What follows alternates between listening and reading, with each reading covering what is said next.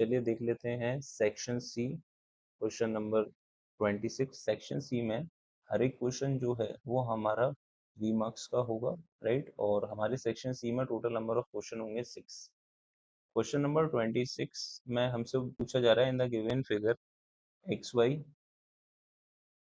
Y and X dash Y dash are two parallel tangent, ये दोनों tangents parallel हैं, to a circle with centre O, O centre of the circle हमें given है, and another tangent A B, A B एक दूसरी tangent है जिस जो कि इस सर्कल को सी पॉइंट पर टच कर रही है, पॉइंट ऑफ कांटेक्ट सी पर टच कर रही है, इंटरसेक्टिंग एक्स वाई को इंटरसेक्ट कर रही है ए पॉइंट पर, और ये लाइन जो है वो एक्स डैश वाई डैश को इंटरसेक्ट कर रही है बी पॉइंट पर। We have to prove that कि ए और बी जो एंगल होगा वो 90 का होगा। ये वाला एंगल जो है हमें 90 का प्रूफ करना है, राइट। तो चलिए देख लेते हैं ये क्वेश्चन कैसे होगा। First of all we have given, हमारे पास क्या क्या गिवन है। First thing we have X Y is parallel to X dash Y dash. बात करते हैं टू प्रूफ की। हमें प्रूफ क्या करना है, वी हैव टू प्रूफ कि angle A O B must be equal to angle 90। A O B जो है वो एंगल 90 के इक्वल होना चाहिए। तो प्रूफ देख लेते हैं। प्रूफ में सबसे पहले हम क्या करने वाले हैं, हम इस ट्रायंगल को ए पी ओ ट्रायंगल को और ए ओ सी ट्रायंगल को, ए ओ सी ट्रायंगल और ए ओ पी ट्रायंगल को हम सिमिलर कॉन्ग्रुएंट दिखाने वाले हैं अपने, राइट। कॉन्ग्रुएंट दिखाने के बाद हम ये शो कर देंगे कि ये दोनों एंगल हमारे इक्वल होंगे। सिमिलरली हम इन दोनों एंगल को भी इक्वल दिखाएंगे, राइट। तो चलिए देख लेते हैं इसको कैसे किया जाएगा। First of all we know that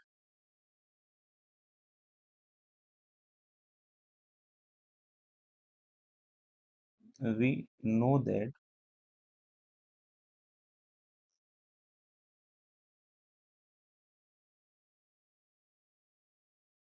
the line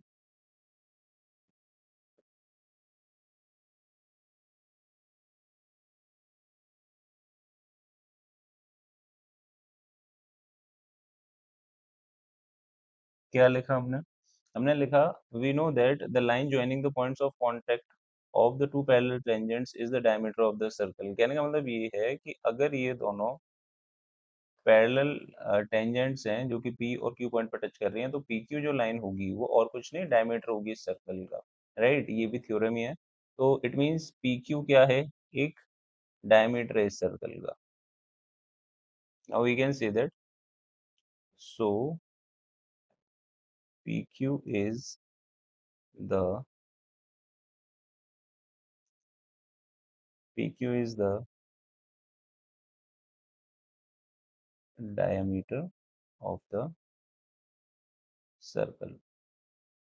अगर PQ डायमीटर है सर्कल का, it means POQ is a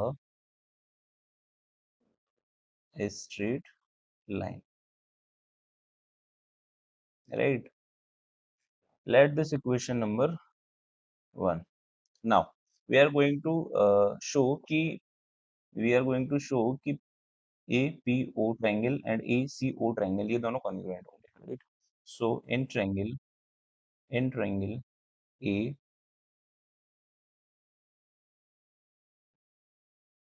P O and triangle AC, we can say that कि OP is equal to OC, each radius of the circle। OP और OC दोनों ही circle की radius है, तो इन्हें तो इक्वल होना ही चाहिए। Second thing we can say that कि OA is equal to OA common है, राइट। OA दोनों ही ट्रायंगल में कॉमन है।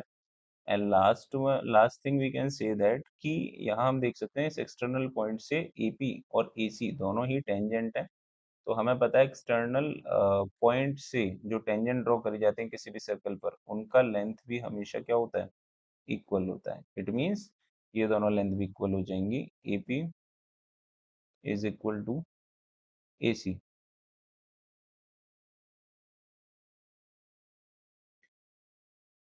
Tangents from external point are equal in length. Right, basically जो टेंजेंट्स होती हैं वो किसी पर्टिकुलर पॉइंट से सर्कल पर ड्रॉ करी जाए तो इनकी लेंथ क्या होगी, आपस में इक्वल होगी। सो हमने क्या दिखा दिया इन दोनों ही ट्रायंगल में, हमने ये दिखा दिया है कि तीन साइड जो हैं दोनों ट्रायंगल की, थ्री कॉरस्पॉन्डिंग साइड्स जो हैं वो आपस में इक्वल होंगे। इट मीन्स 100% ये दोनों ट्रायंगल क्या हो जाएंगे, कॉन्ग्रुएंट। अगर ये दोनों ट्रायंगल कॉन्ग्रुएंट हो गए so we can say that कि ये वाला जो एंगल होगा वो इस एंगल के इक्वल होगा। राइट, यही हम शो करने वाले हैं, कर देते हैं।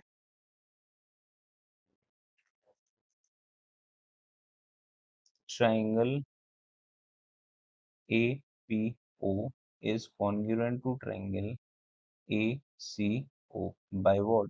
By S criteria। हमने ये बात करी, अगर हमने ये शो कर दिया है so we can say that कि angle POA is equal to angle COA। Angle POA is equal to angle COA by what? By CP CT। we can say that कि इनका जो एंगल है वो इक्वल होगा। राइट, हमने ये दिखा दिया है कि ये दोनों एंगल हमारे इक्वल हैं।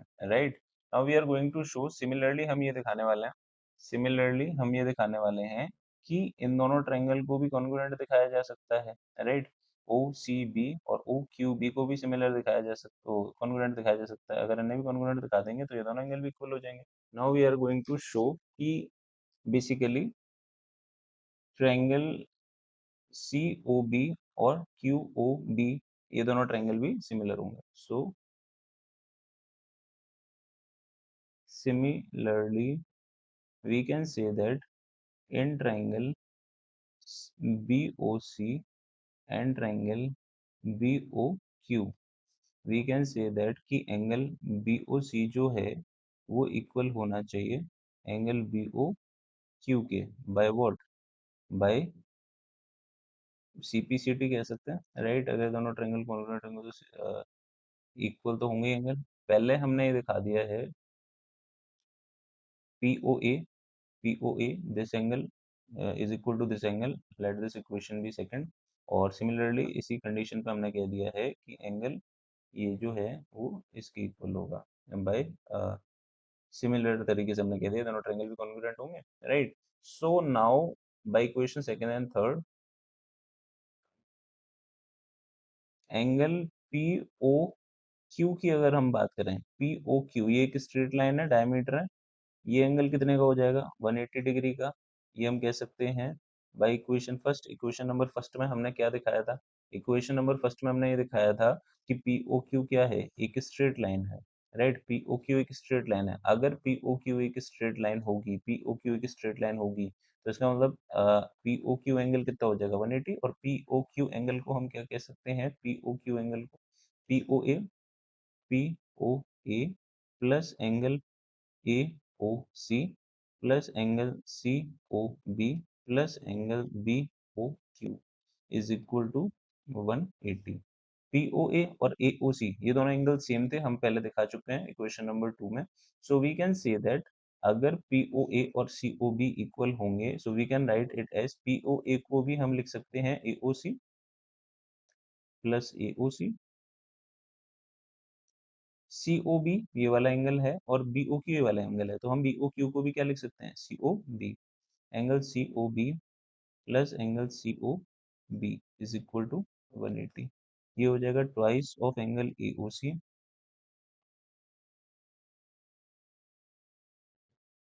Right, taking 2 as a common we have angle AOC plus angle COB must be equal to 180 and angle AOC plus angle COB will equal to what, 180 by 2, that will equal to 90। Now AOC and COB angle, ये पूरा कितना हो जाएगा AOB, so we can write it as angle AOB which is equal to what 90 degree. ये तो हमें proof करना था, हो गया प्रूफ, राइट। तो एंगल AOB जो है वो कितने का हो जाएगा 90 डिग्री का। चलिए नेक्स्ट क्वेश्चन देख लेते हैं। Next question we have in a workshop the number of teachers of English Hindi science are this, ठीक है। एक वर्कशॉप में नंबर ऑफ टीचर इंग्लिश में, हिंदी के और साइंस के हमें दे रखे हैं 36, इंग्लिश के हैं 60, हिंदी के हैं और 84 साइंस के हैं। Okay, find the minimum number of rooms, हमें कम से कम number of rooms find out करने हैं if each room the same number of teachers are to be seated and all of them being the same subject। हमें पता करने हैं कि ऐसे कितने मिनिमम रूम हमें रिक्वायर्ड होंगे जिसमें हर एक रूम में, कंडीशन ये लगाई गई है कि हर एक रूम में जो टीचर्स होने चाहिए वो सेम नंबर ऑफ टीचर्स होने चाहिए और उनके पास जो सब्जेक्ट होने चाहिए वो भी सेम होने चाहिए, राइट। ये तो सबको पता चल गया होगा, रियल नंबर का क्वेश्चन है, राइट। अब थोड़ा सा कॉमन सेंस लगाते हैं। अगर हर एक, पहली बात तो ये है कि जो भी सब्जेक्ट के टीचर हैं, जैसे यहाँ हमसे बोला गया है इंग्लिश के जो टीचर हैं वो है 36, हिंदी के जो टीचर हैं वो है 60 और साइंस के जो टीचर हैं वो है 84। नाउ इसमें मैथ के टीचर नहीं है, चलो मैथ के तो हम हैं टीचर, कोई दिक्कत नहीं है। तो इसमें 36 ओवरऑल इंग्लिश के टीचर हैं, 60 हिंदी के और 84 साइंस के। नाउ कंडीशन ये है कि हर एक रूम में आपको इन सारे टीचर्स को इस तरीके से अलॉट करना है कि हर एक रूम के अंदर सेम सब्जेक्ट का टीचर होना चाहिए। पहली कंडीशन ये है सेम सब्जेक्ट का टीचर होना चाहिए। कहने का मतलब अगर हम यहाँ पर मान लीजिए कुछ टीचर यहाँ प्लेस करना चाहते हैं तो वो सारे के सारे जो टीचर हमने एक रूम में रखे हुए हैं वो सारे के सारे टीचर का जो सब्जेक्ट है वो सेम होना चाहिए, राइट। कुल मिलाकर के जैसे मैं इस रूम में कुछ टीचर्स अलॉट करने हैं, मान लीजिए इंग्लिश के हैं सारे टीचर, तो हमें 36 का कुछ फैक्टर लेना पड़ेगा, राइट। इसमें अलॉट करने के लिए 36 को ही डिवाइड करके कुछ टीचर को यहाँ रखना है। क्वेश्चन में ये बोला गया है कि एक ही सब्जेक्ट के टीचर होने चाहिए और हर एक रूम में नंबर ऑफ जो टीचर्स हैं वो इक्वल होने चाहिए। इट मीन्स क्या है कि भाई यहाँ से हम कुछ टीचर को इसमें अलॉट करेंगे, यहाँ से कुछ टीचर को अलॉट करेंगे, साइंस के भी कुछ टीचर अलॉट करेंगे, तो नंबर इक्वल होने चाहिए। इसका मतलब ये है, पहली बात तो ये है कि इनके फैक्टर होने चाहिए, राइट। और क्योंकि इक्वल नंबर होने चाहिए तो कॉमन फैक्टर होना चाहिए। और हमसे ये बोल दिया गया है कि नंबर ऑफ रूम्स हमें मिनिमम चाहिए। इस तरीके से अगर नंबर ऑफ रूम्स हमें मिनिमम चाहिए तो हम चाहेंगे एक रूम में ऐसे कॉमन फैक्टर ज्यादा से ज्यादा आ जाए, राइट। मान लीजिए 10 लोग हैं और हर एक रूम में हम दो दो पर्सन को अलॉट करते हैं तो हमें कितने रूम की आवश्यकता पड़ेगी 5 रूम्स की, राइट। जबकि हर एक रूम में अगर हम 5 पर्सन को अलॉट करते हैं तो हमें कितने रूम की आवश्यकता पड़ेगी 2 रूम्स की। तो क्वेश्चन में ये बोला गया कि हमें मिनिमम नंबर ऑफ रूम्स चाहिए, तो अगर हमें मिनिमम नंबर ऑफ रूम्स चाहिए तो हम ज्यादा से ज्यादा लोगों को उसमें क्या करेंगे अलॉट करेंगे। इस तरीके से अलॉट करेंगे कि हमारी कंडीशन भी फॉलो हो जाए और उसमें ज्यादा से ज्यादा लोग भी आ जाए। यानी कि हमें फैक्टर तो चाहिए ही थे, तीनों नंबर के कॉमन फैक्टर भी चाहिए थे। नाउ ये कंडीशन लगा करके कि मिनिमम नंबर ऑफ रूम्स होने चाहिए, तो इट मीन्स हमें हर एक रूम में ज्यादा से ज्यादा ऐसे कॉमन फैक्टर निकालने पड़ेंगे। तो हमें क्या चाहिए इन सब का हाईएस्ट कॉमन फैक्टर, राइट। तो देख लेते हैं, कुल मिलाकर के हमें पता चल गया कि इन सब का हमें क्या लेना है HCF। सो क्वेश्चन में हमसे बोला गया है कि minimum number of rooms find out करिए, तो कर लेते हैं। सबसे पहले थोड़ी सी स्टेटमेंट लिखी जाएगी, the number of teachers of English that is 36, number of teachers of Hindi 16, number of teachers science is equal to 84। Now अगर हमें मिनिमम नंबर ऑफ रूम्स निकालने हैं तो सबसे पहले तो हम ये निकाल लेते हैं कि हर एक रूम में नंबर ऑफ जो टीचर्स हैं वो कितने रहे होंगे, right. The maximum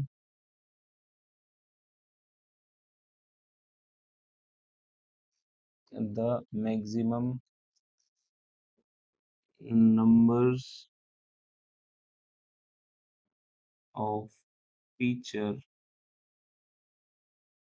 in such room। Maximum number of teacher कितने होंगे, हम कह देंगे हाईएस्ट कॉमन फैक्टर होना चाहिए इन सभी नंबर्स का 36, 60, 84। तो इनका हाईएस्ट कॉमन फैक्टर निकाल लेते हैं।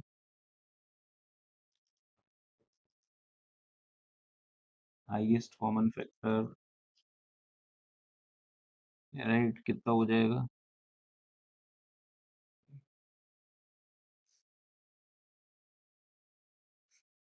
36, दैट इज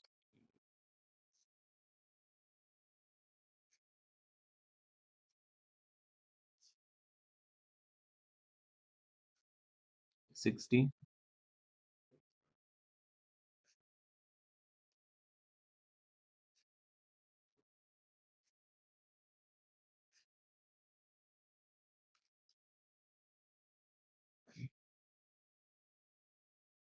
एंड 84।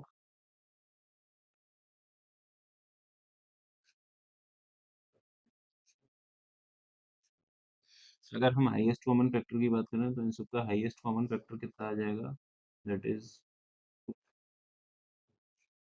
2 और 3, बस और तो कोई भी कॉमन फैक्टर नहीं है।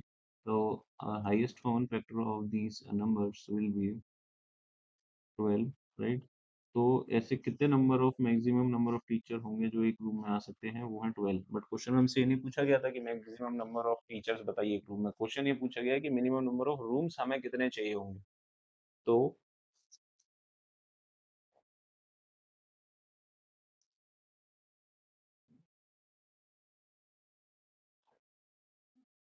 मिनिमम नंबर ऑफ रूम्स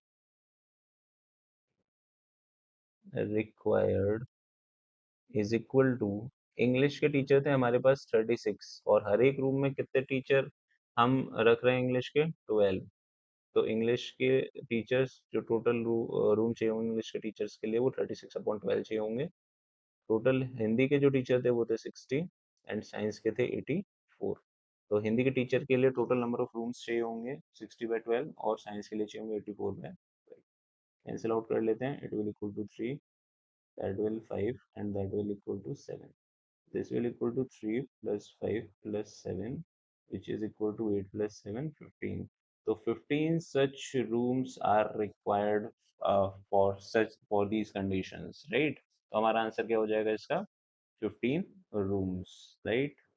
चलिए नेक्स्ट क्वेश्चन देख लेते हैं। नेक्स्ट क्वेश्चन हमारा क्वाड्रेटिक इक्वेशन से है। Find the zeros of the quadratic polynomial 2x square minus this and verify the relationship between the zeros and the coefficient of the polynomial। अच्छा CBSE जो है वो कुछ साल से एक्टिव हो गया है, कुछ प्रीवियस ईयर क्वेश्चंस जो हैं वो इस चीज के ऊपर बहुत आ रहे हैं कि रिलेशनशिप वेरीफाई करिए zeros and coefficient of the polynomials पर, राइट। तो कोई नहीं, चलिए इन्हें देख लेते हैं क्वेश्चन को कैसे अटेम्प्ट किए जाएंगे। First of all we have to find out the zeros of the quadratic polynomial. ये 3 नंबर का क्वेश्चन है, याद रखिएगा सेक्शन सी चल रहा है, 3 नंबर के क्वेश्चन है जितने भी हम अटेम्प्ट कर रहे हैं। तो देख लेते हैं ना। तो क्वाड्रेटिक पॉलिनोमियल अपने को दी जा रही है, वी हैव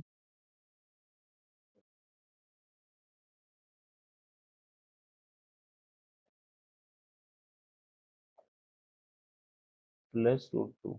तो फर्स्ट ऑफ ऑल एक्स का मल्टीप्लाई कर लेते हैं, इसको सॉल्व करने के लिए इक्वल टू 0 करना पड़ेगा हमें पॉलिनोमियल को। 2x² minus x minus 2√2 x plus √2 is equal to 0। यहाँ से x कॉमन हो जाएगा, 2x minus 1 minus √2, 2x minus 1 equal to 0।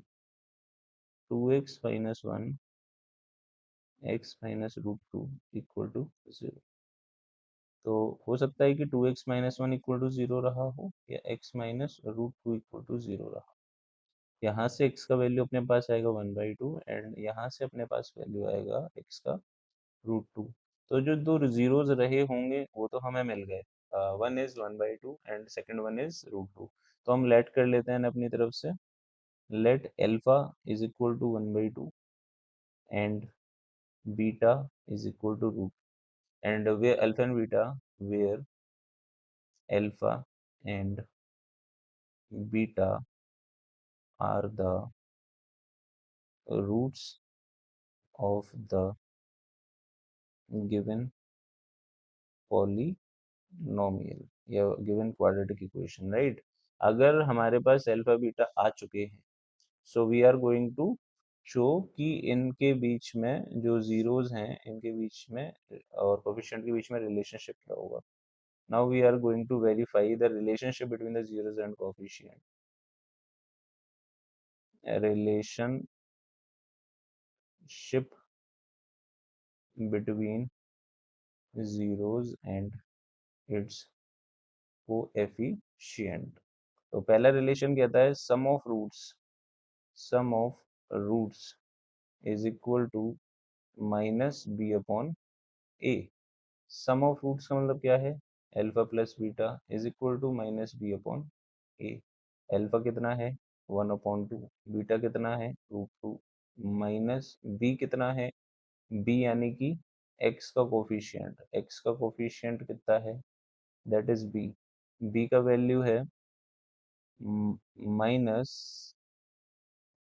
1 + 2√2 upon A कितना है? 2. x² का कोफिशिएंट, तो माइनस से माइनस कैंसिल आउट हो जाएगा. वी विल गेट 1 + 2√2 अपॉन 2 और यहाँ एलसीएम आ जाएगा.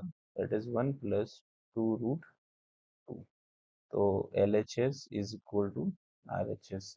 बट ये तो हमने सिर्फ अभी एक रिलेशनशिप दिखाया हुआ है, sum of roots. Product of roots भी अपने को दिखाना है. तो प्रोडक्ट ऑफ रूट्स क्या हो जाएगा, यहाँ दिखा देते हैं, right. Product of roots, product of roots is equal to C upon A. तो प्रोडक्ट यानी कि alpha multiply by beta. C, C कितना दिया हुआ है हमें? C we have constant part which is √2, right? और a is 2, right? तो √2 upon 2, that will equal to √2 upon 2, that is c upon a. और अल्फा कितना था? अल्फा हमें हमें हमारा आया था 1/2 and beta is root, right. तो √2 अपॉन √2, ये तो यही रहेगा. और ये भी कितना हो गया? सेम हो गया. √2 upon 2 is equal to √2 upon. तो LHS again we can say that कि LHS is equal to RHS. तो हमने क्या करा इस क्वेश्चन में? हमने सबसे पहले इसमें दोनों जीरोस फाइंड आउट करे. जीरोस फाइंड आउट करने के बाद हमने रिलेशनशिप को क्या कर दिया? वेरीफाई कर दिया, right.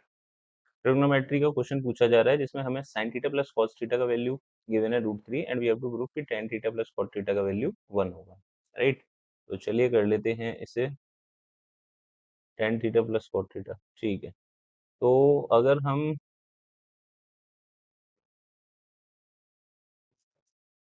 We have given sin theta plus cos theta is equal to √3 on squaring both side.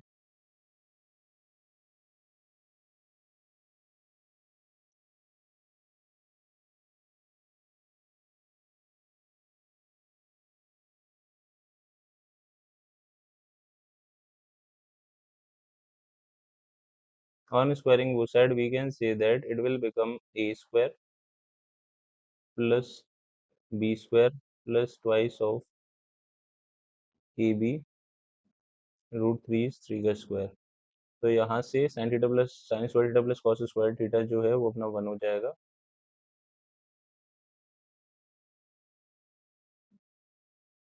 यहाँ से हमारे पास 2 sin थीटा cos थीटा का वैल्यू 2 आ जाएगा और sin theta into cos theta का वैल्यू आ जाएगा अपने पास 1. Let this equation number 1. इसे हम मान लेते हैं question number 1. Now we are going to prove कि tan theta plus cot theta का वैल्यू 1 होगा, राइट. सो देख लेते हैं. Taking LHS, that is tan theta plus cot theta. Cot theta. Tan theta का value sine theta plus cos theta, cot is cos upon sine. Taking LCM, LCM आ जाएगा cos theta into sine theta, it will become sin square theta plus cos square theta.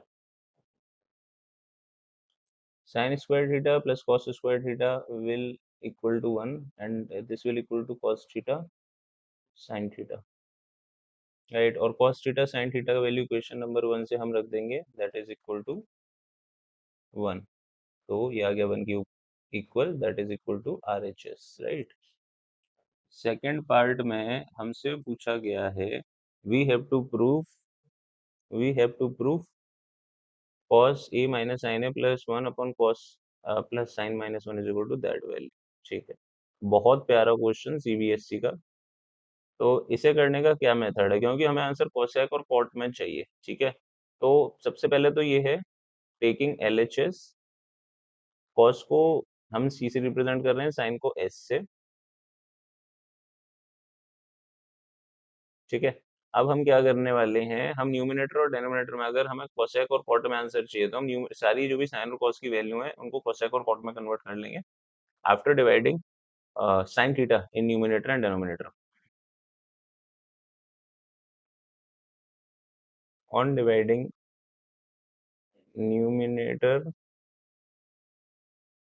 and denominator by sin theta, we get that will equal to cos upon sin, sin upon sin, 1 upon sin upon cos upon sin plus sin upon sin minus 1 upon sin। कितना हो जाएगा, cos upon sin is cot, sin upon sin is 1 upon sin is cosec। ये कितना हो गया,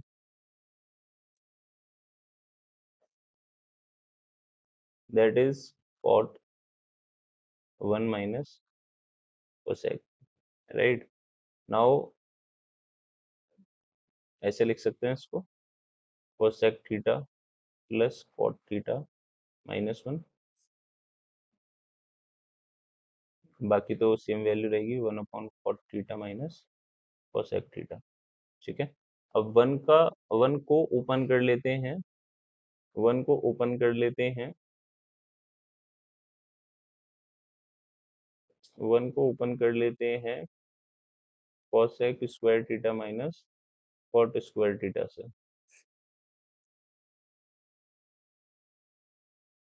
1 plus cot minus cosec theta.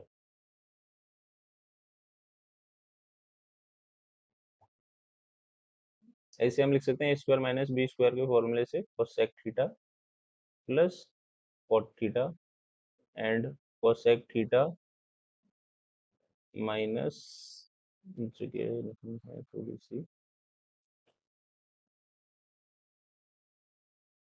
Cosec theta plus cot theta minus, ये हो जाएगा cosec theta plus cot theta and cosec theta minus cot theta, ठीक है। A plus B A minus B का डेनोमिनेटर में same value.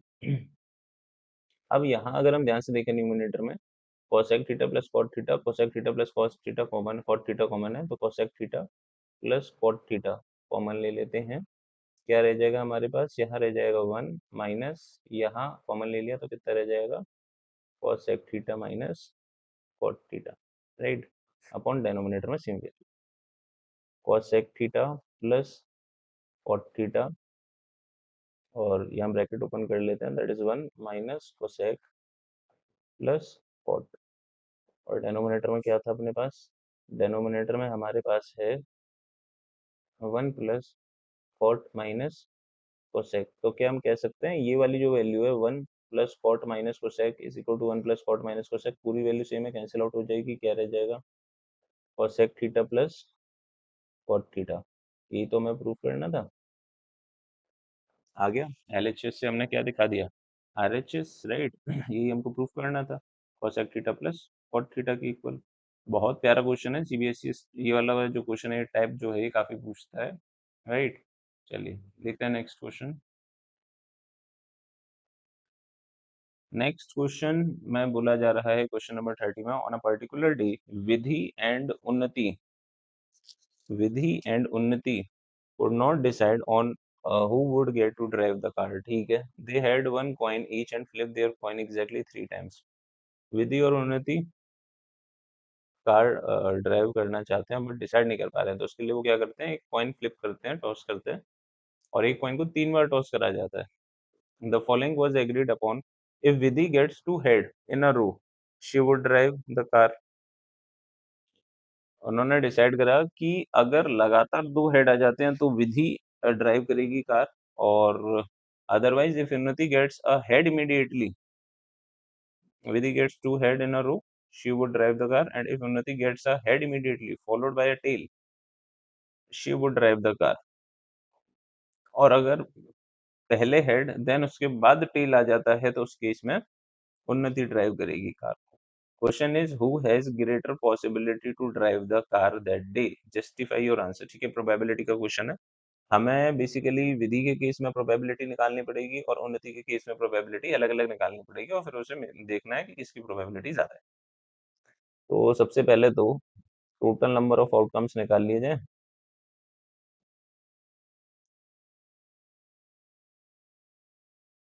Total number of outcomes when a coin flipped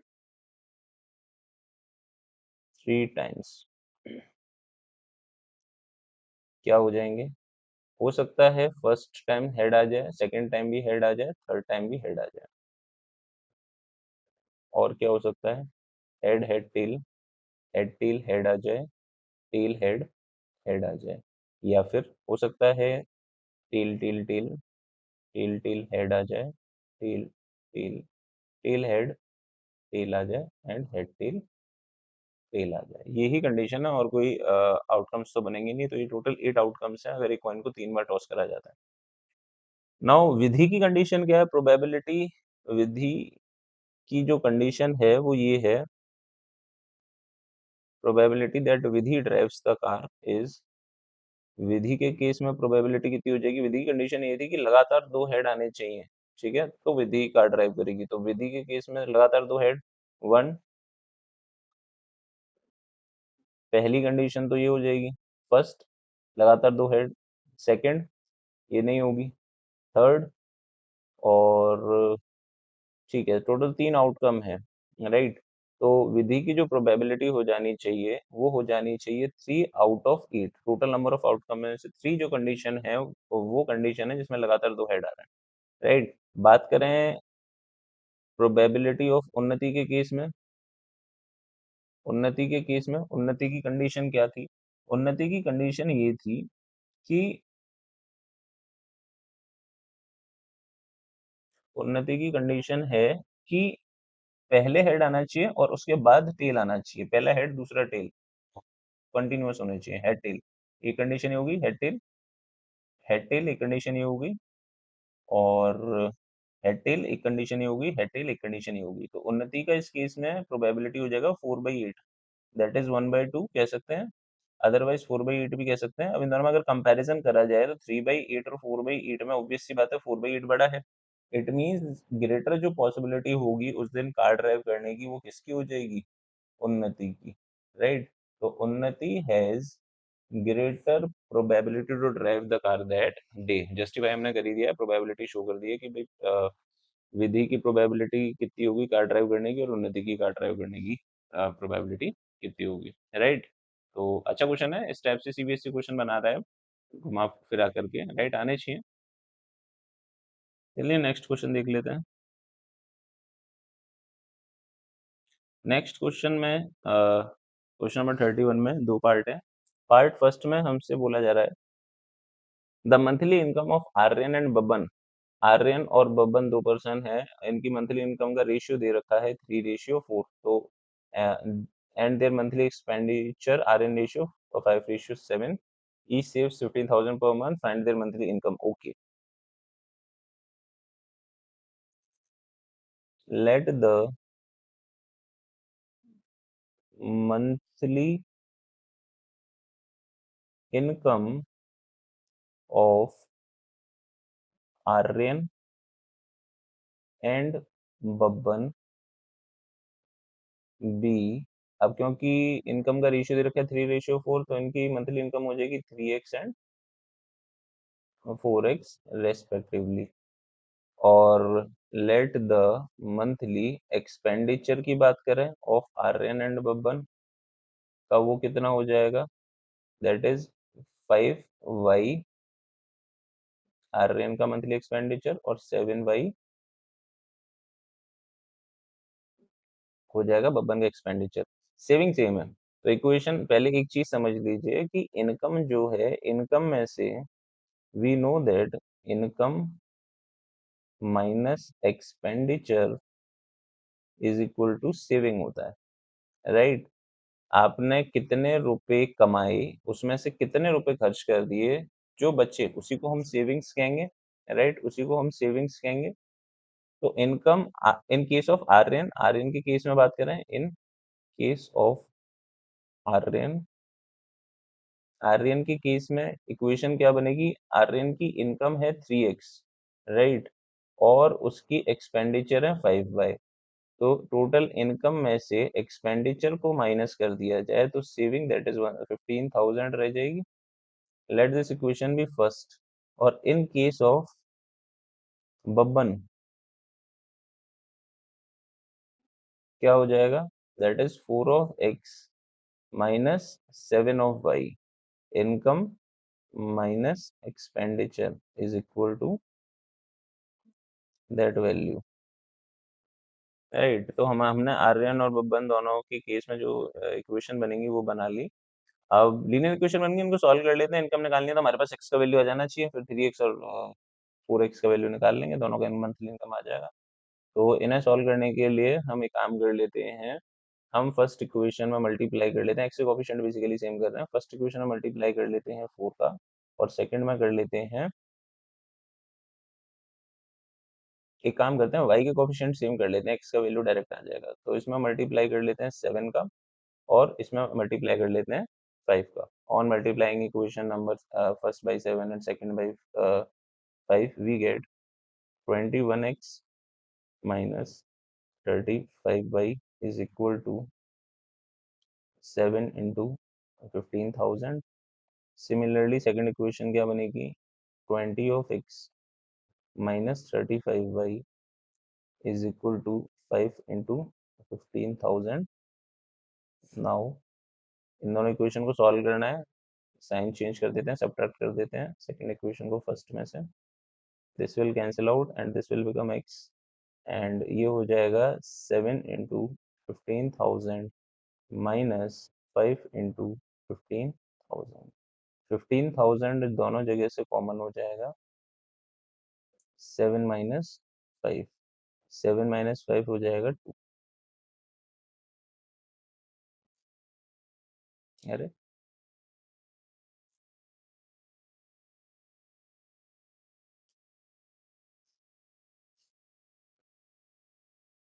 तो हमारे पास x का वैल्यू कितना आ गया, 30,000।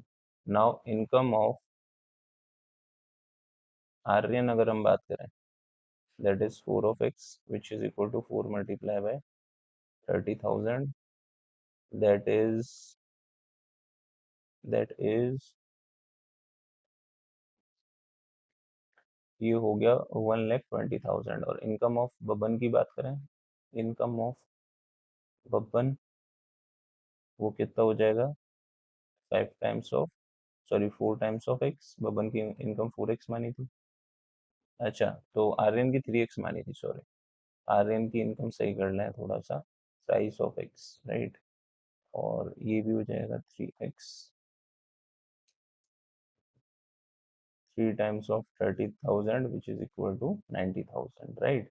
बब्बन की इनकम की बात करें तो ये हमने अभी सॉल्व करा हुआ था, कितना हो जाएगा, 1,20,000। ठीक है, फाइनल आंसर जब हम देंगे तो रुपीज में देंगे। हम कहेंगे क्वेश्चन में जो पूछा गया था, क्वेश्चन में पूछा गया था find the monthly income. So the monthly income of Aryan is rupees 90,000 and Babban is rupees 1,20,000. Right, ये फाइनल हमारी स्टेटमेंट रहेगी। तो लीनियर इक्वेशन टू वेरिएबल का बहुत अच्छा क्वेश्चन। नेक्स्ट देख लेते हैं, नेक्स्ट में हमसे क्या कहा जा रहा है। नेक्स्ट क्वेश्चन में कहा जा रहा है, क्वेश्चन में हमसे बोला जा रहा है कि solve the following system of equations graphically. हमें graphically system of equation solve करने हैं, कर लेते हैं अभी। और we have to find out, दोनों को सॉल्व करने के बाद find the area of the triangle so formed by two lines X and Y. चलिए कर लेते हैं इसे भी। सो फर्स्ट ऑफ ऑल हमें इन दोनों इक्वेशन की हेल्प से कोऑर्डिनेट फाइंड आउट कर लेने हैं जो इन दोनों लाइन पे लाई करेंगे। वी हैव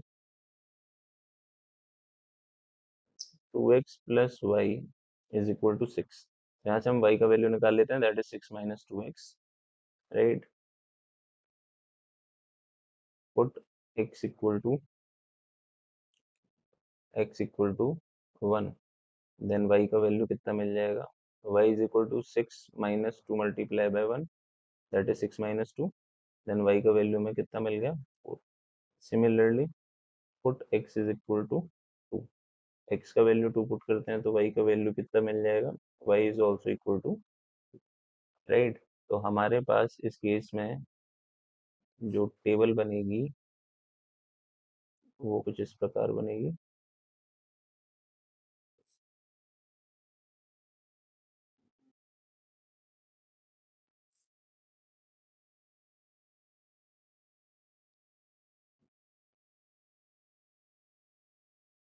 x का वैल्यू जो हमने 1 रखा तो y का वैल्यू में 4 मिला, x का वैल्यू हमने 2 रखा तो y का वैल्यू 2 मिला। तो late a point x comma y 1 comma 4 which lies on this line and b 2 comma। Similarly second equation है अपने पास, वी हैव, सेकेंड इक्वेशन हमें दी जा रही है 2x minus y minus 2 equal to 0। तो यहाँ से y की वैल्यू अगर हम निकालना चाहें तो वो कितनी आ जाएगी, 2x माइनस 2, वाई को हम राइट साइड लेंगे, y की वैल्यू डायरेक्टली आ गई। पुट कर देते हैं x का वैल्यू, x का वैल्यू पुट कर देते हैं 1, x का वैल्यू अगर हम 1 पुट करते हैं तो y का वैल्यू कितना हो जाएगा, 2 minus 2 which is equal to 0। x put करने पर y का वैल्यू मिलेगा 0, और पुट कर देते हैं x is equal to 2। x को अगर हम 2 पुट कर देते हैं तो we will get y is equal to 2 multiply by 2 minus 2 which is equal to,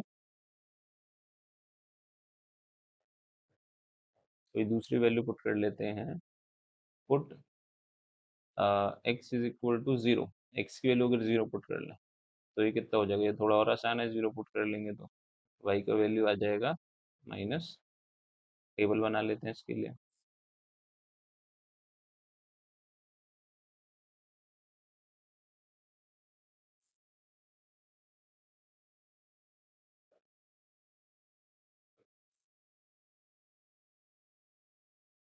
x का वैल्यू जब 1 था तो y का वैल्यू 0, x का वैल्यू जब 0 था तो y का value minus 2।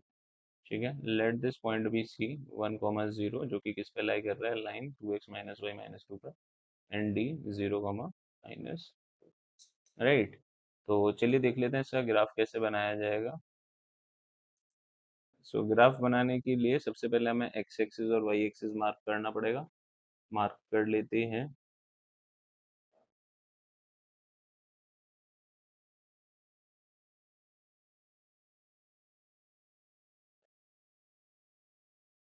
Late this be y axis and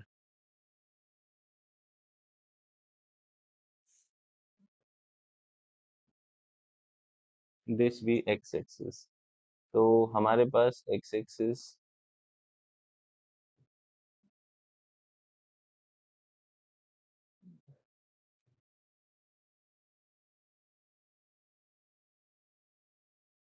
और y एक्सिस दोनों तैयार हैं।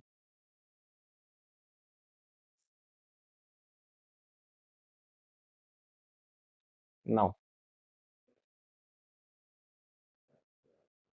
मार्क कर देते हैं ना।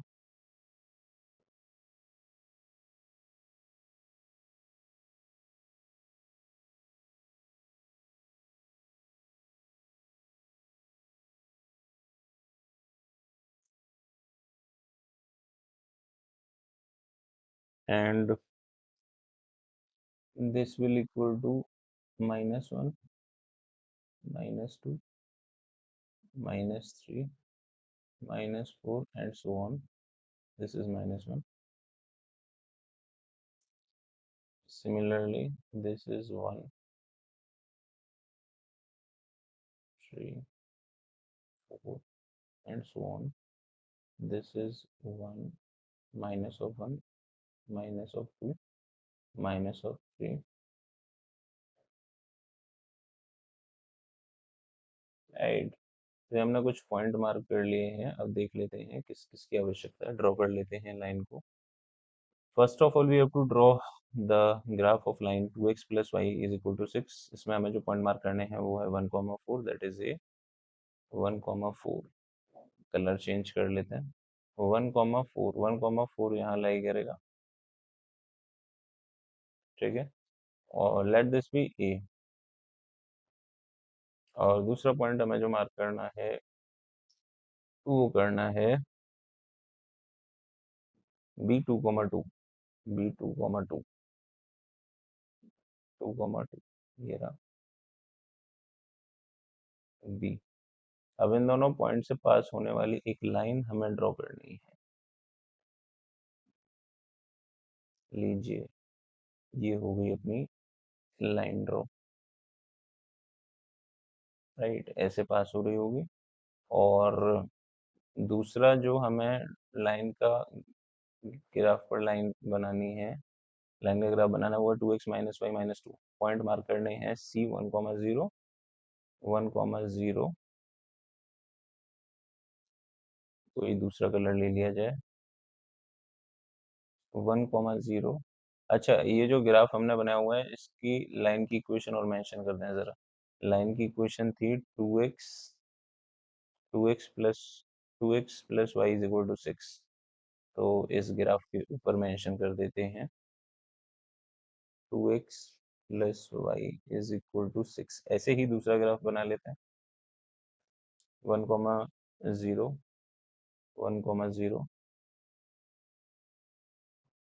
1,0। let this point be C, and next point is 0, -2, 0, -2।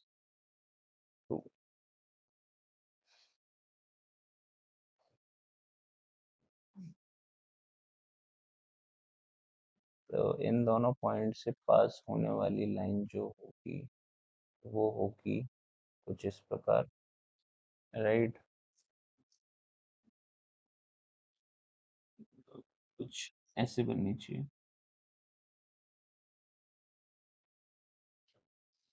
और इधर भी एक्सटेंड कर देंगे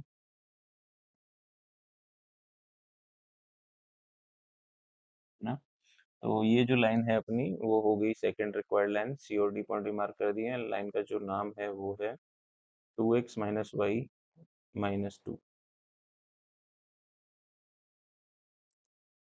that is 2x - y - 2 = 0, right. तो हमने दोनों लाइन को क्या कर दिया, ड्रॉ कर दिया है ग्राफ पर। पहली चीज तो हमसे पूछी गई थी दोनों लाइन को ग्राफ पर शो करो फिर सॉल्यूशन बताओ। तो सॉल्यूशन क्या हो जाएगा, दोनों लाइन किस जगह इंटरसेक्ट कर रही है वही इसका सॉल्यूशन हो जाएगा, यानी कि बी पॉइंट विच इज 2,2। तो इन दोनों लाइन का जो सॉल्यूशन हो जाएगा that is 2,2।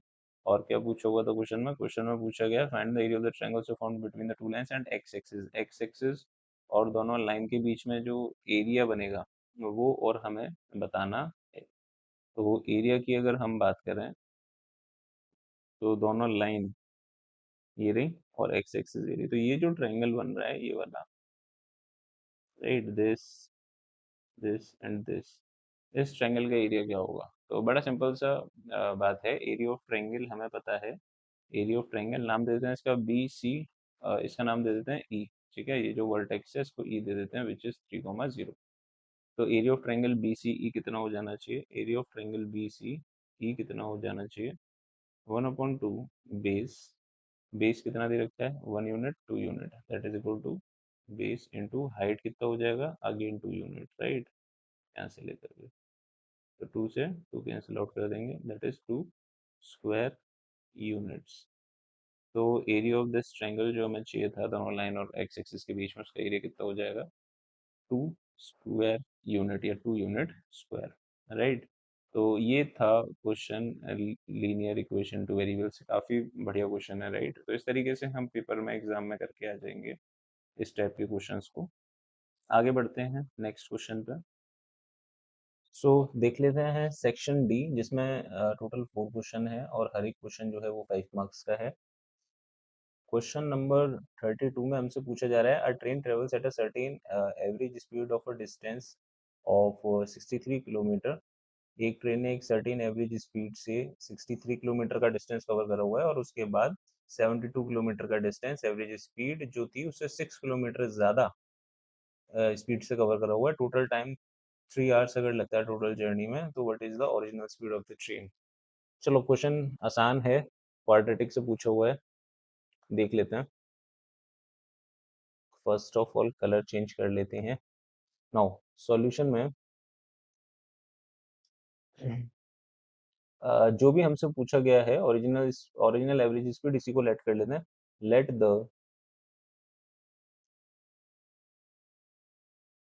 Original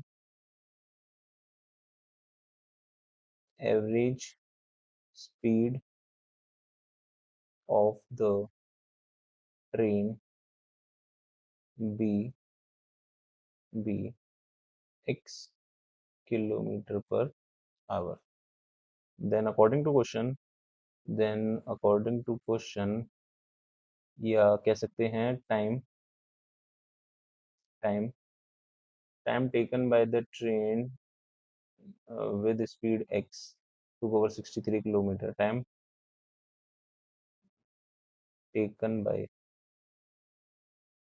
the train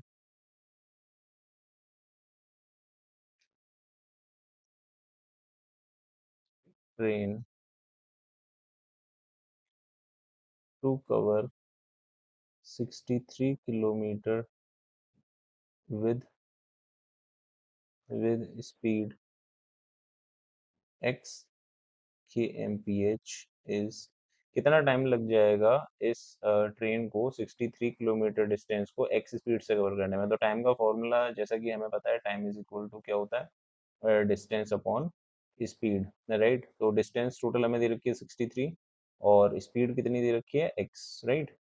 similarly time taken by the train to cover 72 kilometre with speed x plus 6 kilometre per hour. Question में बोला गया है कि 70 आगे की जो 72 किलोमीटर डिस्टेंस है वो average speed 66 kilometre per our more than original speed x थी, तो 6 किलोमीटर पर आवर ज़्यादा, यानी कि x plus 6 kilometre per our की स्पीड से कवर करा जा रहा है 72 किलोमीटर की डिस्टेंस को। तो again time is equal to distance which is here is 72 and speed is x plus 6, right.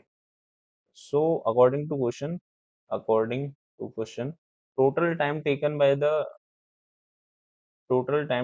the train is 3 hour, right।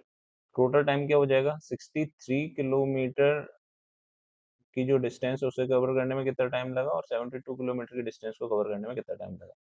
तो we can say that 63 upon x plus 72 upon x plus 6 का जो time होगा वो equal होगा total 3 के, right. तो question में पूछा रहा है ओरिजिनल स्पीड क्या थी, तो इस क्वाड्रेटिक इक्वेशन को सॉल्व कर लेता।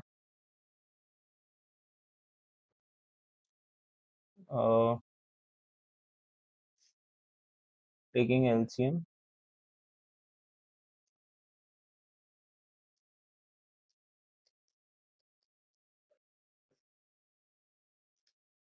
63 of x plus 18 1 36 37 cross multiply कर लेते हैं, इस क्वांटिटी को यहाँ ले जाते हैं। राइट। तो ये कितना हो जाएगा, 63 plus 2 which is equal to 5, और that is equal to 135x plus 378, 3x square plus 18x, right.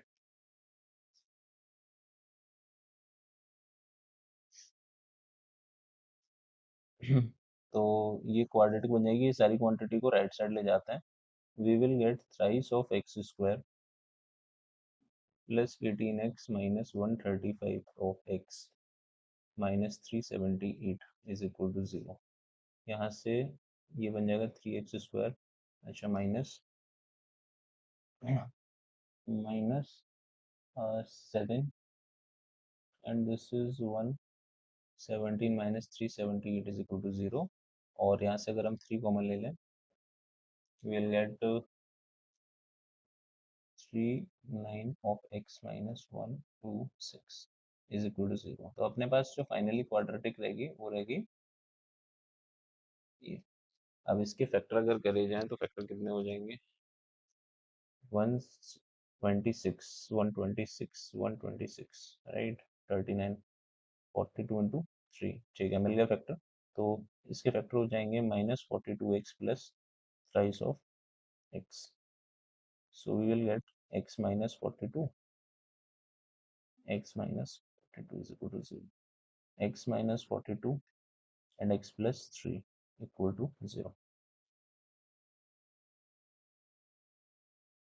तो यहाँ से x का वैल्यू कितना हो जाएगा, x माइनस 42 या तो 0 के इक्वल हो सकता है, यानी x का वैल्यू या तो 42 हो सकता है, और x का वैल्यू नेगेटिव हो सकता है। अब क्योंकि स्पीड है तो स्पीड तो बढ़ेगी, नेगेटिव तो हो नहीं सकती, इसे रिजेक्ट कर देंगे और इसे क्या कर लेंगे, एक्सेप्ट कर लेंगे। तो हमारा आंसर हो जाएगा 42 किलोमीटर पर आर। तो हमसे क्वेश्चन में क्या पूछा गया था, एक हमने क्या माना था, ओरिजिनल स्पीड कितनी होगी, तो इसकी ओरिजिनल स्पीड कितनी हो जाएगी, that is equal to 42 kilometre per hour, right. तो क्वाड्रेटिक इक्वेशन का सिंपल सा क्वेश्चन था। चलिए आगे बढ़ते हैं, क्वेश्चन नंबर 33। क्वेश्चन नंबर 33 देख लेते हैं, बीपीटी। तो बीपीटी है पहला क्वेश्चन। अब बीपीटी के बारे में तो क्या ही बताएं, राइट। बीपीटी तो हमने अपने चैनल पे डाली रखी है, तो जिन बच्चों ने भाई बीपीटी का सॉल्यूशन देखना है वो चैनल पे जाकर के देख सकते हैं। ट्रायंगल चैप्टर में ही अभी ही कुछ दिन पहले ही प्रूफ बताया हुआ है। बेसिकली लिखा हुआ है, prove that the prove that if a line is drawn parallel to one side of a triangle to intersect the other two sides in distinct points, then other two sides are divided in the same ratio। ये basically BPT अपने को prove करना है, और ये channel पर डाल रखा है, तो वो आप देख सकते हैं वहां से। लिंक हम डिस्क्रिप्शन में दे देंगे इस वीडियो के नीचे, तो आप वहां से बीपीटी कंसिडर कर सकते हैं। दूसरा क्वेश्चन देख लेते हैं। अच्छा, इसी का मतलब ये तो प्रूफ करने करना है, फिर उसके ऊपर बीपीटी मतलब क्या था, बीपीटी मतलब हमने पढ़ा हुआ है, राइट। बीपीटी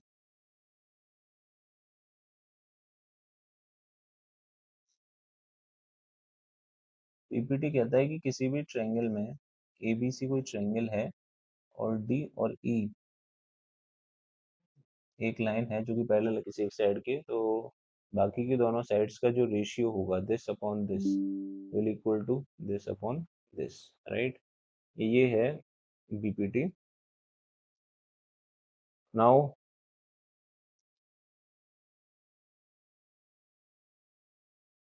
नाउ हमसे क्या बोला जा रहा है, हमसे बोला जा रहा है कि हमसे बोला जा रहा है बीपीटी शो करने के बाद आप ये दिखाइए, hence triangle P Q R, in triangle PQR, prove that the line L intersect the sides PQ and PR of a triangle PQR at L and M respectively, such that this पर तो triangle बनाया जाए।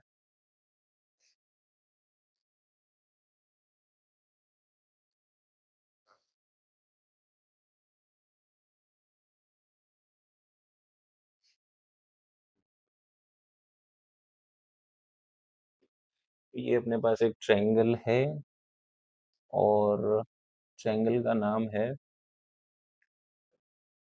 Triangle is P Q and R, right. P Q R triangle है और बोला जा रहा है एक line L intersect the side P Q and P R, L एक साइड है, एक लाइन है बेसिकली जो पी क्यू और पी आर को इंटरसेक्ट कर रही है एल और एम पॉइंट पर, एल और एम पॉइंट पर, ठीक है जी। पी एल की जो लेंथ है वो अपने को दे रखी है, पी एल की लेंथ हमें दे रखी है 5.7, 5.7 सेंटीमीटर, सभी सेंटीमीटर में तो यूनिट नहीं लिखते हैं, 5.7 हमें पी एल का लेंथ दे रखा है, राइट। और पी क्यू का लेंथ अपने को दे रखा है, पूरा लेंथ जो है पी क्यू का वो अपने को कितना दे रखा है, वो दे रखा है 15.2, 15 ठीक है जी। नाउ एम आर कितना दे रखा है 5.5, 5.5 ये दे रखा है हमें 5.5, और we have to find out the length of P M, इसका लेंथ हमें फाइंड आउट करना है, ठीक है, ये अपने को दे रखा है। नाउ बीपीटी के लिए हमें पता है कि अगर ये लाइन जो है एल एम जो है वो पैरेलल है क्यू आर के, तो हम इसमें बीपीटी यूज कर सकते हैं। वी कैन से दैट कि भाई P L upon L Q is equal to P M upon M R के इक्वल होगा। बट उसके लिए हमें पी एल चाहिए और एल क्यू भी चाहिए। एल क्यू कहाँ से आएगा भाई? एल क्यू हमारे पास पी क्यू का पूरा लेंथ है, राइट, और पी एल भी है, तो हम पी क्यू में से पी एल को माइनस कर देंगे, हमारे पास एल क्यू आ जाएगा। So first of all L Q निकाल लेते हैं। L Q is equal to P Q minus L Q, oh sorry P Q minus P L. P Q में से पी एल माइनस कर दिया, ये पूरी लेंथ पी क्यू में से हमने सिर्फ इतनी length P Q P L को माइनस कर दिया, एल क्यू रह जाएगा। That is equal to 15.2 minus 5.7, तो एल क्यू कितना हो जाएगा? दैट इज इक्वल टू 5 और 9.5 सेंटीमीटर। चलिए बढ़िया, एल क्यू आ गया, अब लगा सकते हैं। Since in triangle P Q R LM is parallel to QR, so we can say that then PL upon LQ is equal to PM upon MR। ये हम किसके दम पर कह सकते हैं? Bye BPT, right. PL कितना दे रखा है? 5.7, LQ कितना है? दैट इज 9.5, PM कितना है? That is we have to find out, PM तो निकालना ही है, और MR दे रखा है 5.5। तो यहाँ से पी एम की वैल्यू सॉल्व कर लेते हैं। That is 5.7 upon 9.5 into 5.5। Point से पॉइंट हट गया, 5 से कैंसिल आउट हो जाएगा 11, दिस इज 1 9, 19 से कैंसिल आउट हो जाएगा 0.3, it will equal to 3.3 centimetre. तो बेसिकली पी एम का जो लेंथ है वो कितना हो जाएगा? That is 3.3 centimetre. तो 3.3 centimetre will be our final answer, ये हमारा फाइनल आंसर होना चाहिए। चलिए देख लेते हैं नेक्स्ट क्वेश्चन। नेक्स्ट क्वेश्चन है मेंसुरेशन से, और बड़ा ही इंपॉर्टेंट क्वेश्चन लग रहा है, चलिए देख लेते हैं इसे भी। क्वेश्चन में कहा जा रहा है हमारे पास एक राइट सर्कुलर कॉन है, जिसकी हाइट हमें दी जा रही है, रेडियस ऑफ बेस हमें दिया जा रहा है, ठीक है। Right circular circular cylindrical cavity, cone में से सिलेंड्रिकल कैविटी निकाली जा रही है जिसकी हाइट 3 सेंटीमीटर और रेडियस जो है वो हमें 4 सेंटीमीटर दी जा रही है, ठीक है। Now hollow out and base of the cone such that base of the cone the cylinder are concentric circle, ठीक है। Find the surface of the remaining solid in the terms of pi, ठीक है। पहले तो question समझ लेते हैं।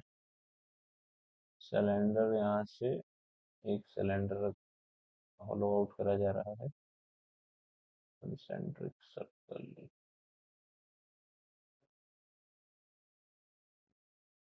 Right, ये बन गया एक सिलेंडर, चलिए बढ़िया।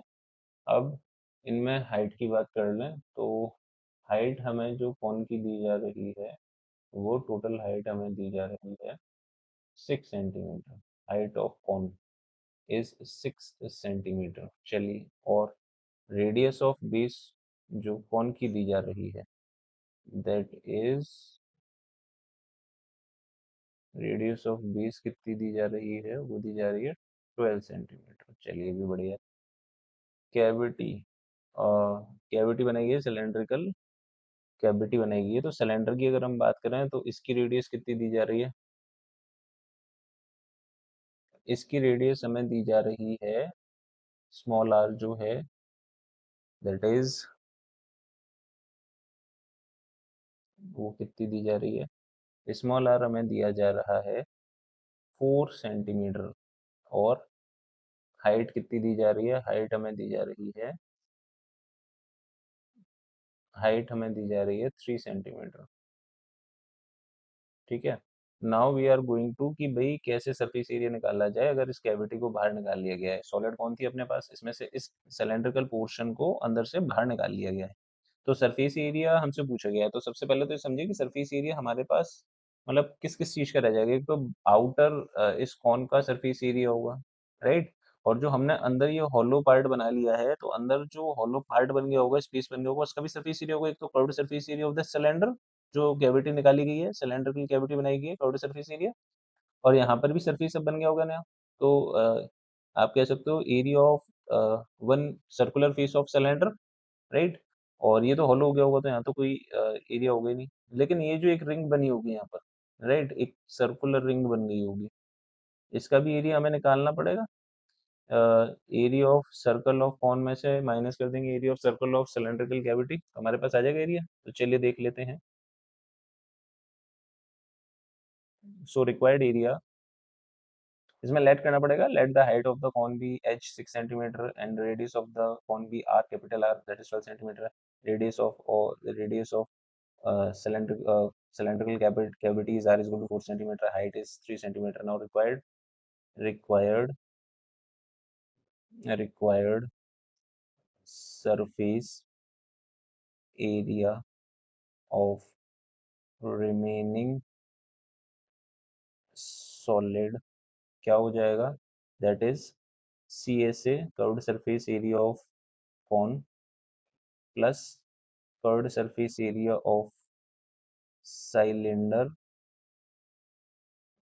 प्लस एक सर्कुलर फेस का भी हो जाएगा यहाँ पर भी, है ना, यहाँ पर जो होगा अंदर कैविटी का।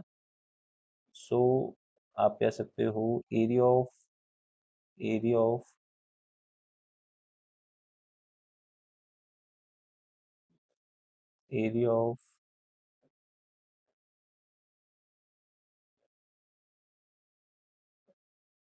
एरिया ऑफ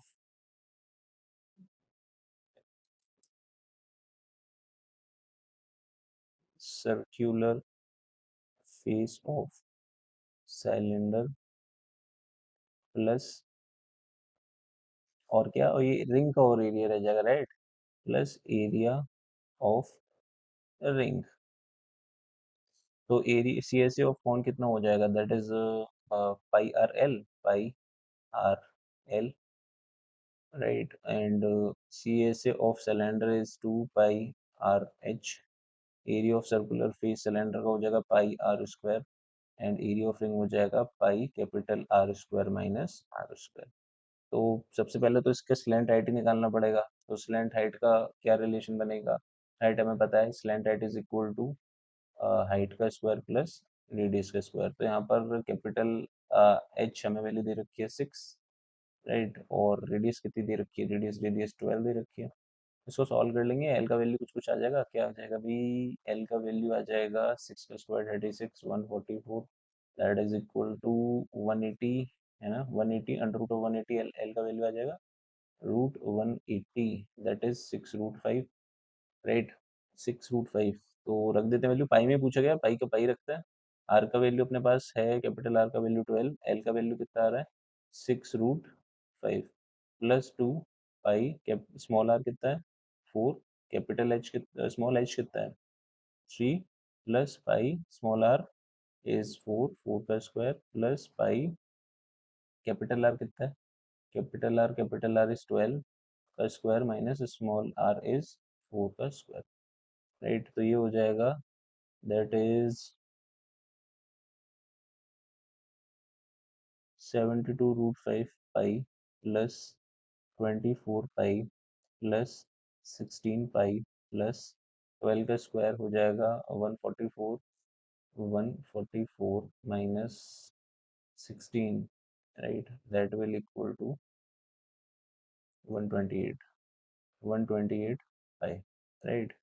सो ये रबर क्या है, हटा देते हैं इसे फटाफट से, है ना, ये भी रफ है। चलो, तो ये कितना निकल के आ गया अपने पास? अपने पास आ गया 24 16 40 और ये हो जाएगा 168 पाई प्लस 72√5 पाई। इतना सारी यूनिट सेंटीमीटर में, सेंटीमीटर स्क्वायर। इसका रिक्वायर्ड अपना जो फिगर है उसका कर्व्ड सरफेस एरिया होगा पाई के टर्म्स में। अच्छा, ये पहला पार्ट है 34th वाले क्वेश्चन का। एक और चॉइस में क्वेश्चन आया हुआ है, तो इसका आंसर तो हमारा यही हो जाएगा। सेकंड वाला क्वेश्चन देख लेते हैं, सेकंड पार्ट जो है इसका। सेकंड पार्ट में क्या बोला जा रहा है? सेकंड पार्ट में हमसे कहा जा रहा है, सेकंड पार्ट में हमसे कहा जा रहा है एन एम्प्टी कॉन ऑफ, ये अपना क्वेश्चन नंबर 34 ही है, क्वेश्चन नंबर 34 ही है, 34 का बी पार्ट है। An empty cone of radius 3 centimetre and height, this is filled with ice cream. ठीक है भाई, एम्प्टी कॉन को आइसक्रीम से भरा जा रहा है, such that the lower part of the cone is 1/6 of the volume of the cone unfilled, empty 1/6 of the volume. ठीक है, but the hemisphere is formed on the top, but a hemisphere is formed on the top, find the volume of the ice cream. चलिए, ice cream कौन बना ली जाए? कौन सी ice cream कौन पसंद है वैसे भी बच्चों को, कमेंट सेक्शन में बताएं। ठीक है,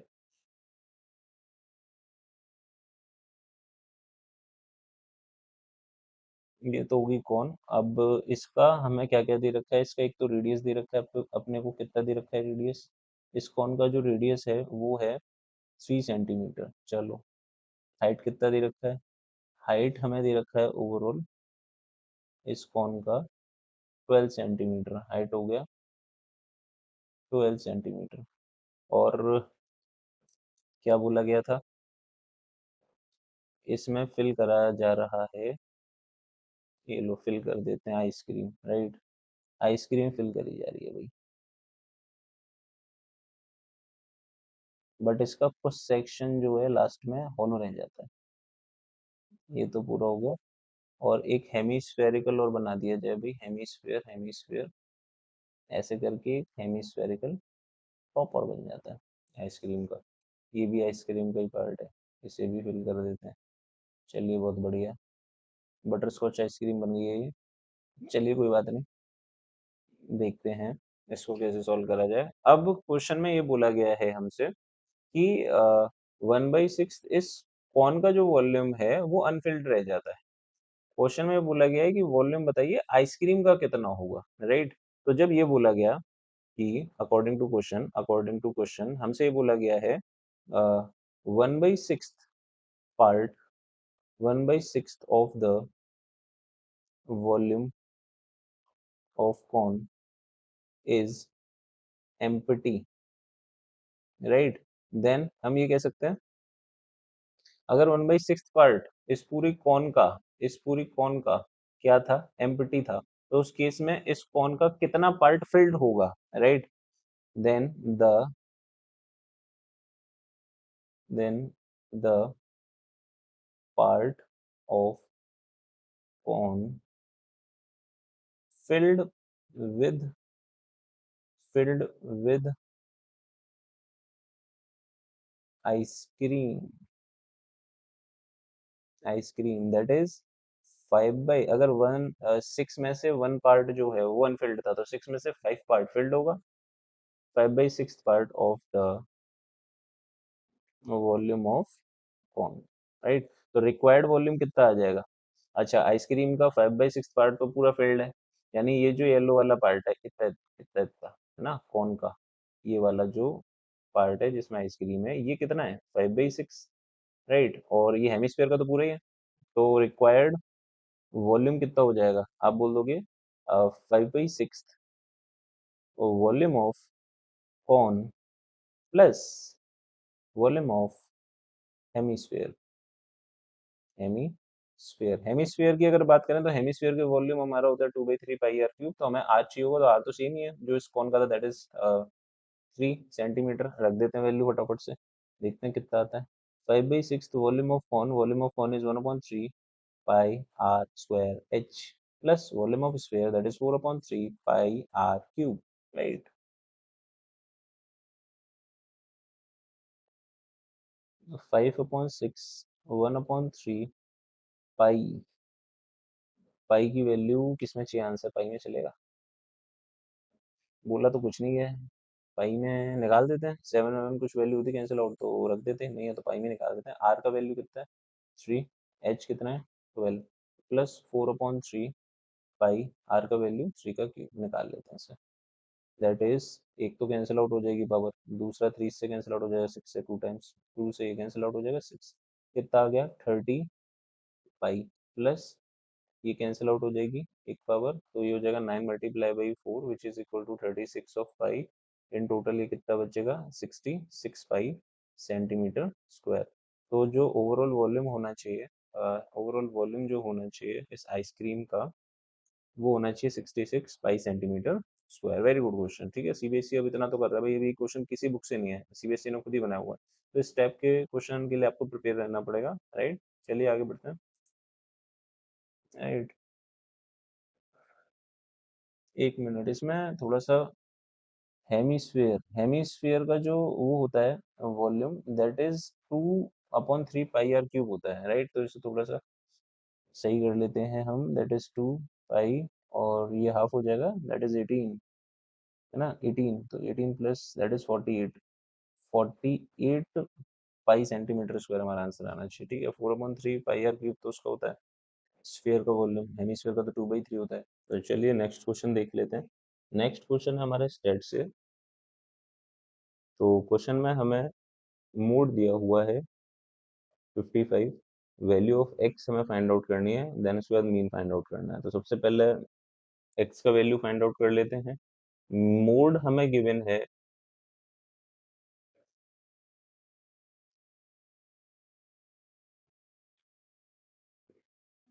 55, राइट। तो 55 जो है वो कहाँ लाई करेगा? 55 लाई करेगा 45 से 60 के बीच में, राइट। तो जो हमारी मॉडल क्लास हो जाएगी वो हो जाएगी 45 से 60। एल की value, lower limit of this modal class is 45। H की वैल्यू, एच की वैल्यू हो जाएगी इस केस में upper limit minus lower limit, that is 15। And F is 15। F dash of the frequency of the preceding modal class, या frequency of the preceding modal frequencies, frequency से just पहले वाली, that is x। और f double dash is the frequency after the modal frequency, that is 10। और mode का formula हमें पता है, mode of the data is given bye l plus h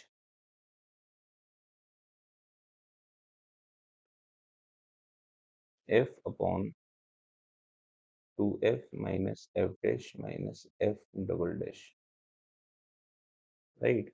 रख देते हैं। मोड हमें दिया जा रहा है, मोड हमें दिया जा रहा है 55, एल की वैल्यू 45, एच 15, एफ का वैल्यू, एफ का value 15, 2f that is 30, 2 multiply 15, f dash is x and f double dash is 10। Solve कर लेते हैं इसे। 45 इधर आएगा, 10 हो जाएगा, 15 डिवाइड में आ जाएगा, this is 15 upon 20 minus x, this is 2, this is 3, right. सो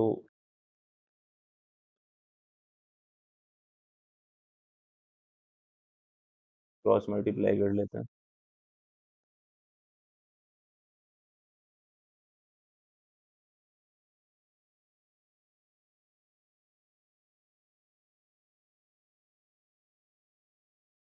अरे नेगेटिव कैसे आ रही है, कुछ गड़बड़ हो रही है।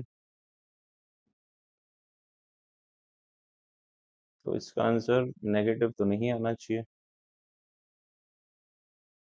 यहाँ से हमारे पास x का वैल्यू -5/2 आ रहा है, ठीक है। अकॉर्डिंग टू क्वेश्चन आंसर तो ये आना चाहिए, ठीक है, लेकिन x नेगेटिव हो नहीं सकता है, ये बेसिकली फ्रिक्वेंसी को शो कर रहा है। तो क्वेश्चन में कहीं ना कहीं कुछ ना कुछ मिस्टेक है, राइट। या हो सकता है हमारी कैलकुलेशन में कुछ मिस्टेक हो रही है।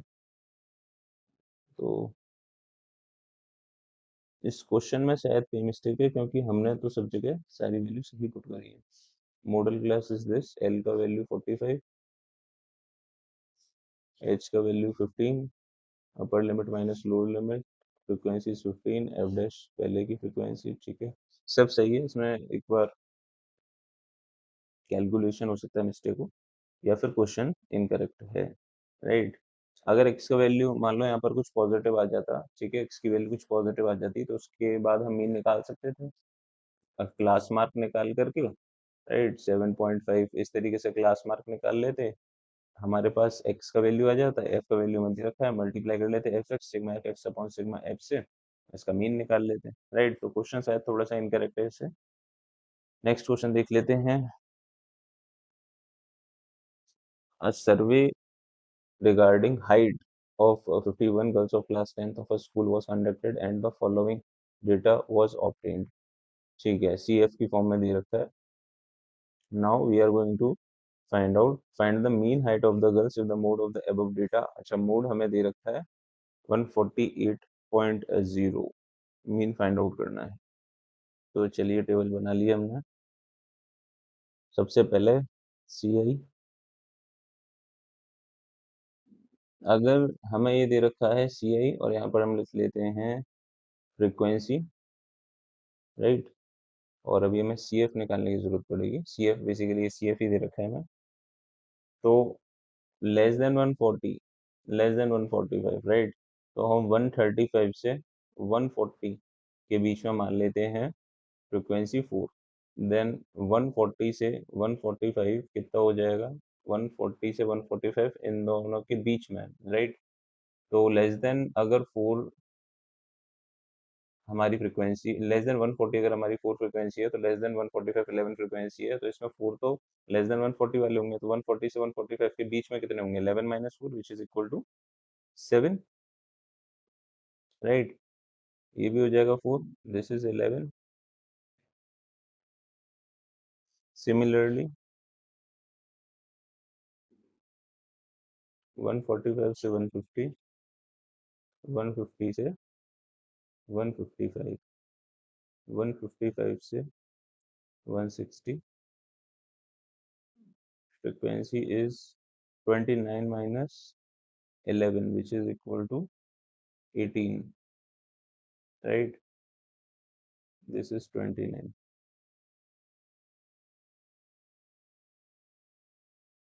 this is 11, and this is 40। 46 में से 40 जाएंगे, that is 6, this is 46, and this is 5, this is 51, right। और ये हो जाएगा 160 से 165।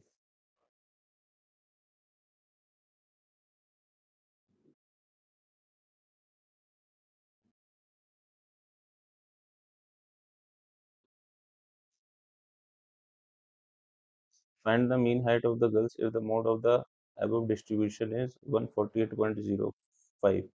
मोड हमें दे रखा है, राइट। अब मोड फोकस कर लेते हैं। मोड हमें दे रखा है 148.05, 148.05 यहाँ लाई करेगा तो मॉडल क्लास हो जाएगी अपनी ये वाली, राइट। ये हो जाएगी अपनी मॉडल क्लास, और ये हो जाएगी एफ का value, this is F, this is F dash, and this is F double dash, right. तो मोड का फॉर्मूला लगा देते हैं।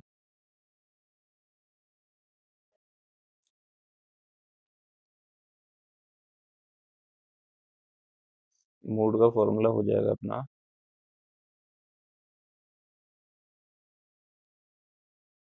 मोड का फॉर्मूला हो जाएगा, mode is equal to L plus H F upon twice of F minus F dash minus F double dash. L कितना दे रखा है, दैट इज 145, प्लस एच कितना है 5, एफ कितना है 18, twice of f 36 minus 7 minus 11, right, which is equal to 145 plus 5 18 upon this is 18 18 minus करेंगे 36 में से we will get 18 18 से 18 कैंसिल आउट हो जाएगा 145 plus 5 which is equal to 140 हमारा क्या हो जाएगा इसका।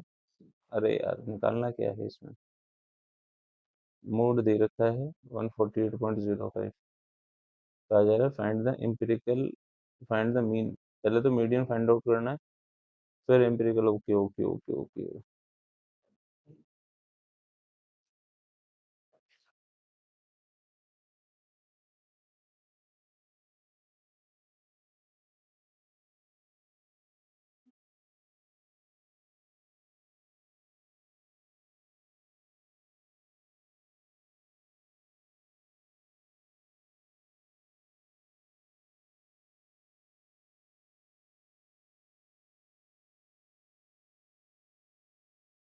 नाउ क्वेश्चन में हमें मीडियन फाइंड आउट करना है, तो मीडियन फाइंड आउट कर लेते हैं। मीडियन फाइंड आउट करने के लिए first of all we have to find out n 51 हो जाएगा, इन सबका sum of frequency, then n/2 check कर लेते हैं कितना है, n/2 हो जाएगा 51/2 which is equal to 25.5, right, 25.5 हो जाएगी n/2 की वैल्यू। तो 25/2 29 से जस्ट छोटा है, राइट, यानी ये वाली जो क्लास होगी हमारी ये हो जाएगी मीडियन क्लास। तो मीडियन का फॉर्मूला लगा देते हैं, median is equal to L plus H n/2 minus C F upon F, right, रख देते हैं। L कितना है, लोअर लिमिट 145, h कितना है 5, n/2 that is 25.5 minus C F जो है इससे जस्ट ऊपर वाली ली जाएगी that is 11 and frequency of this modal class is 18, right. इसको अपने को सॉल्व करना है, कर लेते हैं, दैट इज 145 प्लस 5 11 माइनस करेंगे तो we will get 14.5 upon 18, right. Point हटा देते हैं, 0 5 से कैंसिल आउट 36, 5 से कैंसिल आउट 29, राइट, और तो कैंसिल आउट हो नहीं रहा है।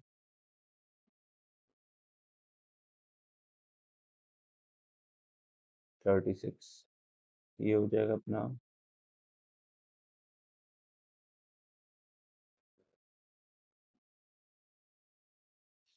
145/36, राइट,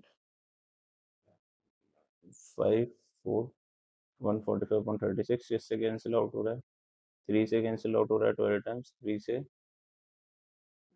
48.3, 12 से 4 पॉइंट समथिंग 4.0 समथिंग आ जाएगा, राइट, 02 समथिंग है, 03 समथिंग कुछ होगा, 145 149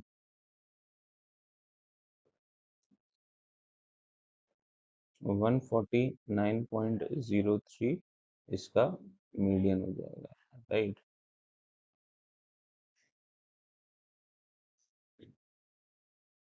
नेक्स्ट हमसे पूछा गया इसमें मीन। सो मीन का फॉर्मूला होता है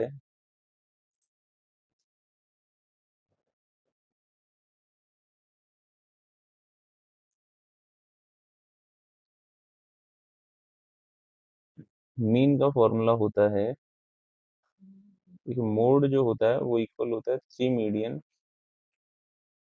minus 2 mean, right.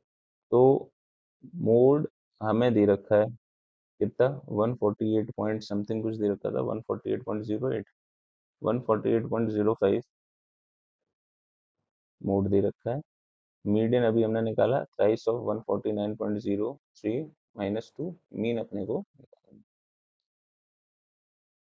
Twice of mean is 3 multiply by that value, कितना हो जाएगा ये, that is equal to 09.27 to 14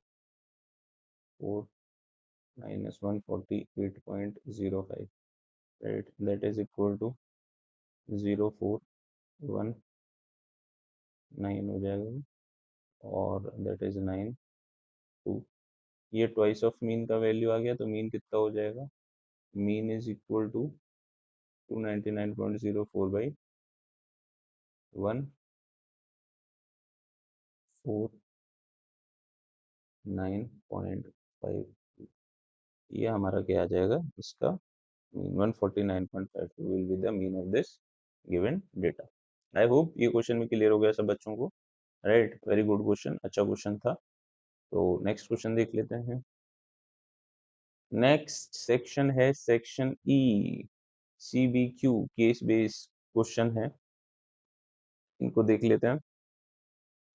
section E में 3 टोटल केस स्टडी हमें दे रखी हैं, जिसमें से हर एक केस स्टडी 4 मार्क्स की है। तो चलिए देख लेते हैं case study.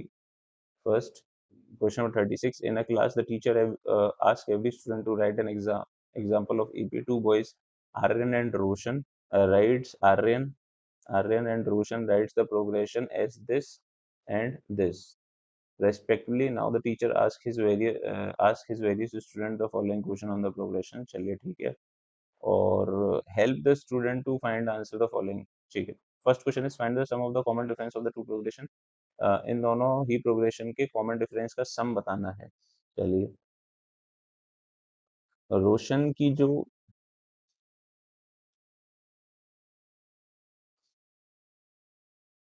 Roshan case of रोशन रोशन ने जो एपी बनाई है वो है -5, -2, 1, 4 and so on. Case of, अच्छा ये आर्यन की है, sorry, this is for Aryan and this is of Roshan, right? Roshan की एपी है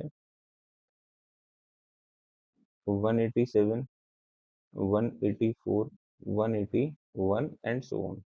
क्वेश्चन इज आस्किंग कि दोनों ही एपी का डिफरेंस का सम बताइए। पहला क्वेश्चन ये है, तो यहाँ से डिफरेंस कितना हो जाएगा? That is T2 minus T1 which is equal to -2 minus of -5 which is equal to -2 plus 5 that is +3। तो यहाँ से कॉमन डिफरेंस आ गया +3। यहाँ से अगर हम निकालने की कोशिश करें, T2 minus T1 is equal to 184 minus 187 that is -3। इन दोनों का सम की अगर हम बात करें तो required answer sum of common difference of two APs कितना हो जाएगा? 3 plus -3 which is equal to 3 minus 3 that is equal to 0। दूसरा पूछा गया है find the 34th term of the progression written by Roshan. Roshan की एपी में 34th टर्म हमें बताना है, राइट? निकाल लेते हैं। चलिए, तो रोशन की एपी ये रही, इसमें 34th टर्म हमें बताना है। सेकंड पार्ट, ए कितना हो जाएगा? 187, डी कितना हो जाएगा? 184 minus 187 that is -3 एन 34 हमें बताना है, और T 34 we have to T N का वैल्यू में फाइंड आउट करना है। We know that T N is equal to A plus N minus one of D, right? तो अगर एन का वैल्यू 34 रख दिया जाए तो T 34 is equal to A that is 187 plus 34 minus one of D -3, right? ये हो जाएगा that is equal to 187 plus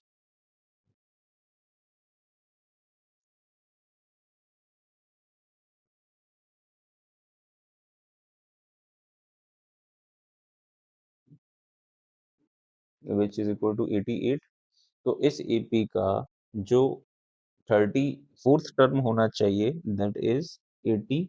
8 होना चाहिए, राइट। तो रोहन की एपी का 34th टर्म हो जाएगा 88। नेक्स्ट क्वेश्चन क्या पूछा हुआ है? थर्ड में दो पार्ट है। फर्स्ट पार्ट में पूछा हुआ है find the sum of the first ten terms progression written by are.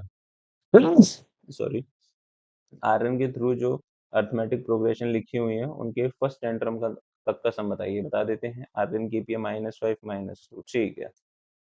तो एपी आरएन की है -5 -2 एंड सो ऑन, राइट। तो इसमें अगर हम बात करें S10 हमें निकालना है। वी हैव ए का वैल्यू -5, डी का value -2 minus of -5 which is equal to +3 and N का वैल्यू तो है 10। तो निकाल लेते हैं। एस एन का फॉर्मूला लगा करके n/2 twice of A plus n -1 of D. N का वैल्यू 10 पुट कर देते हैं। S10 is equal to 10/2 twice of A that is -5 plus n -1 of d which is 3, right। इसे सॉल्व कर लेते हैं। that is 5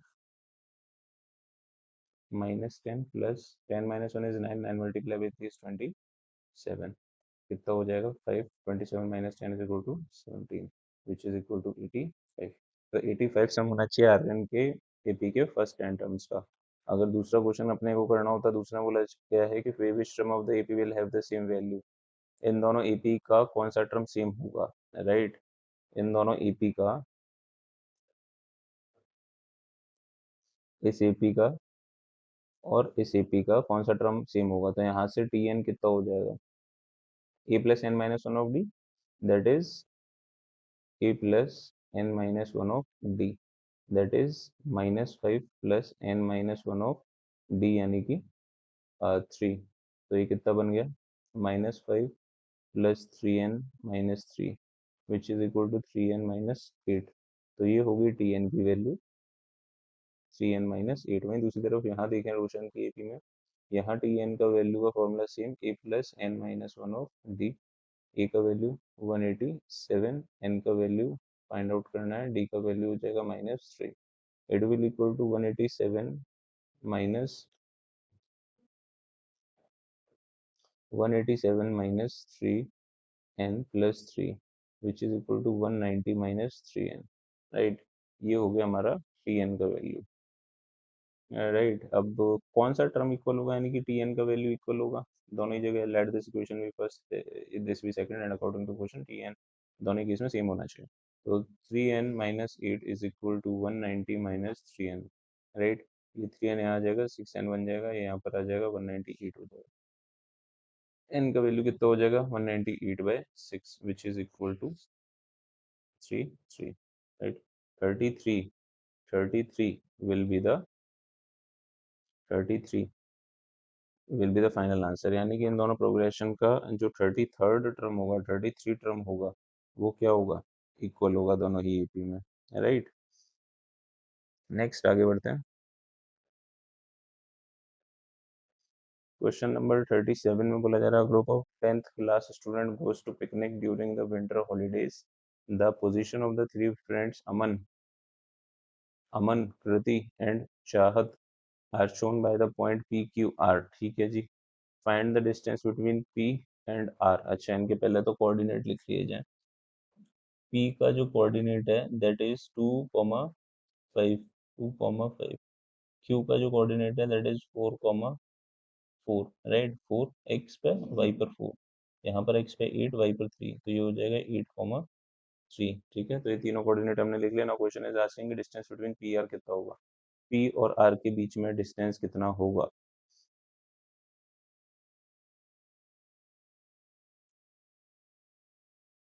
तो by distance formula, by distance formula P R is equal to under root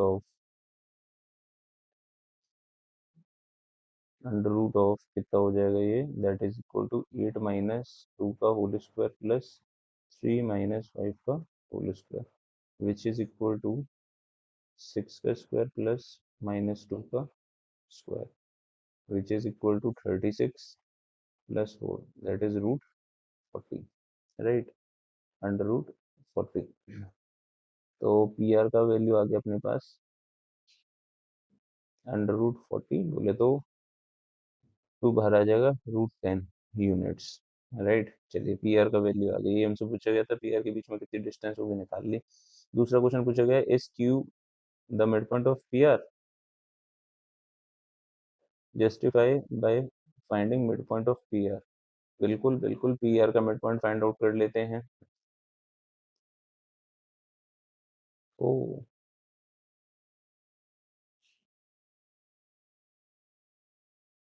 चलिए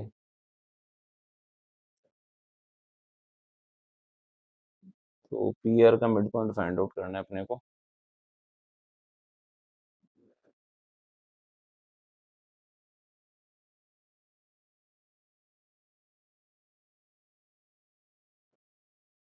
चलिए P आर का mid point find out करने के लिए होने भी चाहिए पी क्यू आर, है ना, पी क्यू और आर, 2,5 और क्या क्या दे रखा है, 4,4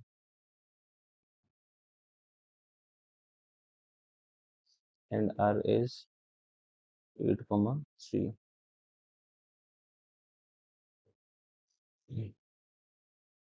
तो second part, mid point of P R is given bye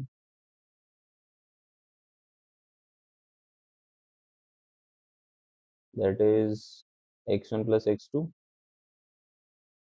by 2 and by 2 which is equal to 10 by 2, 8 by 2 which is equal to 5,4।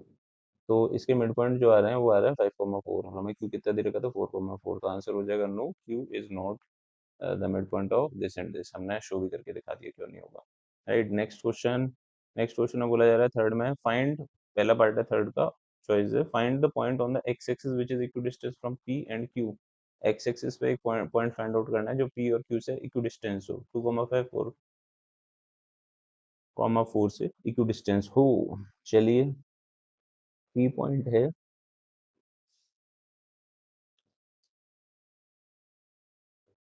P point है 2,5 और क्यू पॉइंट है 4,4। एक्स एक्सिस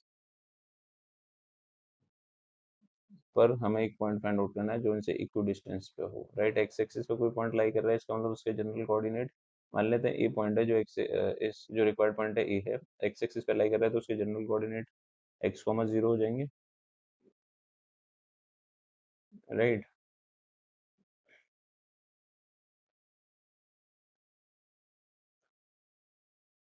लेट द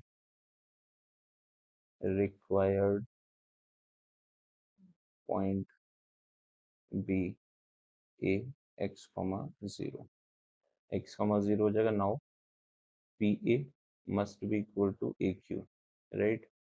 तो इनका distance जो equal होना चाहिए, तो by distance formula P A कितना हो जाएगा, x-2 whole square plus 0-5 whole square, 4-x whole square plus 4-0 whole square. On squaring both side we can say that x-2 whole square, on squaring से ये जो square root है वो हट जाएगा, है ना, स्क्वायर करने से। और ये जो फॉर्मूला है इसे ओपन कर लेते हैं हम, a minus b whole square is a square plus b square minus 4ab, -5 का square is 25, a square plus b square minus 3b 16। तो एक्स स्क्वायर से x square cancel out, 8x इधर आ जाएगा 4x, और ये हो जाएगा 32 माइनस इन दोनों का सम हो जाएगा 29 विच इज इक्वल टू 3। तो एक्स का वैल्यू कितना आ गया 3/4, ये आ गया एक्स का वैल्यू। तो जो कोऑर्डिनेट होना चाहिए हमारा required third, that is 3/4, 0, 3/4, 0, right. तो यही हमें फाइंड आउट करना था, पॉइंट क्या होगा। तो required point on x-axis is x comma 0 which is equal to ax comma 0 which is a 3/4 comma 0। ये अपना क्या हो जाएगा, रिक्वायर्ड पॉइंट। नेक्स्ट पार्ट जो है वो बोला गया है थर्ड का सेकंड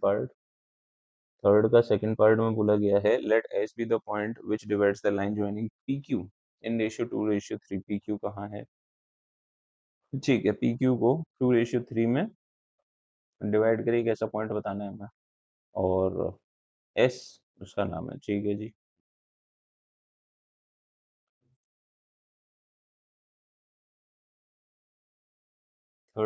सेकंड पार्ट देख लेते हैं। बोला जा रहा है P Q, P is 2,5 and Q we have 4,4, right. Now हमें पी क्यू का क्या निकालना है, पी क्यू लाइन पर एक कोऑर्डिनेट निकालना है एस, और इसके बेसिकली अपने को कोऑर्डिनेट निकालने हैं। रेशियो दिया जा रहा है एस जो पॉइंट है वो पी क्यू को 2:3 में डिवाइड करता है, 2:3 में डिवाइड कर रहा है, क्यू के कोऑर्डिनेट 4,4। चलिए तो देख लेते हैं। By section formula, by section formula we can say that we can say that section formula क्या है, coordinate of S is given by at क्या हो जाएगा m1 x2 plus m2 x1 upon m1 plus m2 m1 plus m2 and m1 y2 plus m2 y1 upon m1 plus m2। लगा देते हैं formula, m1 x2 which is equal to 2 multiplied by 4 plus x2 m1 upon m1 plus m2, that is 2 plus 3। Similarly m2, no, m1 y2 plus m2 y1 upon m1 plus m2, 5, that is 8 plus 15 by 5 which is equal to 14 by 5 and that will equal to 23 by 5, right. ये अपना answer हो जाएगा। तो S के जो coordinate होंगे, the coordinate of S is given bye 14 by 5 and 23 by 5, right. ये हमारा आंसर होता है। चलिए नेक्स्ट क्वेश्चन देख लेते हैं। India Gate, formerly known as the India War Memorial all India War Memorial is located near Kartavya Path, formally राजपाट eight new Delhi. कर्तव्य पथ, ठीक है, formerly known as Rajput in New Delhi. It is stand as a memorial to 74,187 soldiers of the Indian Army who gave their life in the First World War. This 42-meter tall structure was designed by Sir Edwin Lutyens in the style of the Roman triumphal arches. A student share of height 1 meter visited India Gate as a part of her study tour. Okay, ठीक है। What is the angle of elevation from the Shreya's eye to the top of the India Gate if she is standing at a distance of 41 meter away from the India Gate? Question number one, question number one में India Gate है, मान लेते हैं this gate is India Gate, A B नाम दे देते हैं इसे।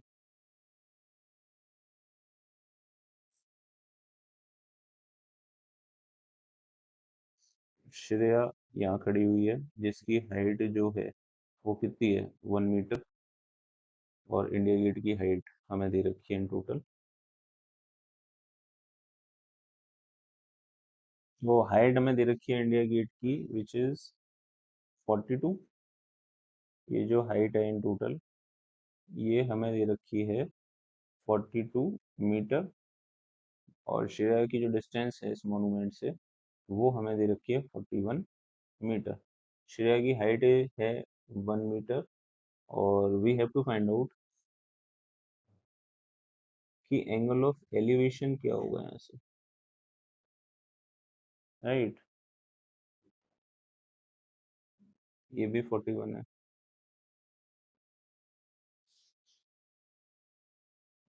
ये 41 है, और ये 1 मीटर है, तो ये भी कितना हो जाएगा, 1 मीटर।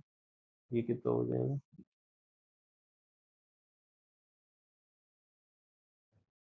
41 मीटर। अब इस ट्रायंगल में हम ट्रिग्नोमेट्री लगा देते हैं। Tan theta is equal to 41/41, right, perpendicular upon base which is equal to 1। हमें पता है टेन थीटा 1 किस पर होता है, 45 पर। कंपैरिजन थीटा का वैल्यू कितना आ जाएगा, 45। ये पूछा गया था एंगल ऑफ एलिवेशन कितना होगा, एंगल ऑफ एलिवेशन हो जाएगा 45। First question. सेकंड में क्या बोला गया है, if Shreya observes the angle of elevation from her eye to the top of the India Gate to be 60, then how far she is standing from the base of the India Gate। अगर श्रेया जो है वो, ये तो हो गया question number first. Second में बोला गया है कि चेंज कर दिया गया है, अगर थीटा की वैल्यू 60 हो जाए तो इंडिया गेट से वो कितनी डिस्टेंस पर खड़ी हुई है, राइट। तो हम इसे मान लेते हैं एक्स यूनिट, राइट। तो tan theta is equal to again perpendicular upon base, tan 60 is equal to perpendicular 41 upon base is equal to X, tan 60 is equal to root three, 41 upon X, X का value हो जाएगा 41 upon root three, right. इसे rationalise कर लेते हैं, senti, sorry metre. तो श्रेया जो है वो 41√3/3 मीटर की डिस्टेंस पर, डिस्टेंस की दूरी पर खड़ी हुई है इस इंडिया गेट से, राइट। नेक्स्ट क्वेश्चन जो हमसे पूछा गया है वो पूछा गया है, if the angle of elevation from the Shreya's eyes changes from 45 to 30, ठीक है, 45 से 30 में चेंज हो जाता है angle of elevation, then when she move some distance back from the original path, find the distance she moves. ठीक है, 45 से 30 चेंज हो रहा है। कहा जा रहा है, थोड़ा सा चेंज कर देते हैं, अब इसी में बोला जा रहा है हमसे कि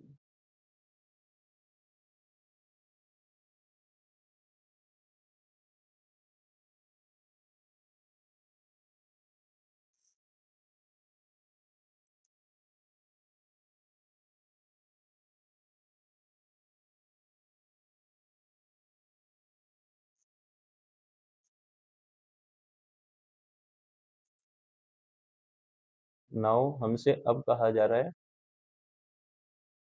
कि श्रेया जो है वो यहाँ से चल करके यहाँ आ जाती है, ठीक है। और क्वेश्चन इज आस्किंग, हमें ये बताना है कि उसने कितना डिस्टेंस मूव करा, मान लेते हैं इस डिस्टेंस को y, ठीक है।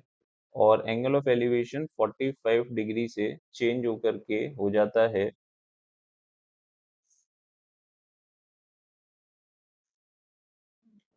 30, 45 से 30 हो जाता है, राइट।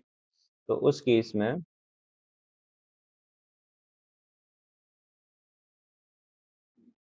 हमसे पूछा जा रहा है कि कितना डिस्टेंस श्रेया ने मूव करा हुआ है, y का वैल्यू पूछा जा रहा है। तो सबसे पहले तो ट्रिग्नोमेट्री लगा देते हैं इस वाले ट्रायंगल में, राइट।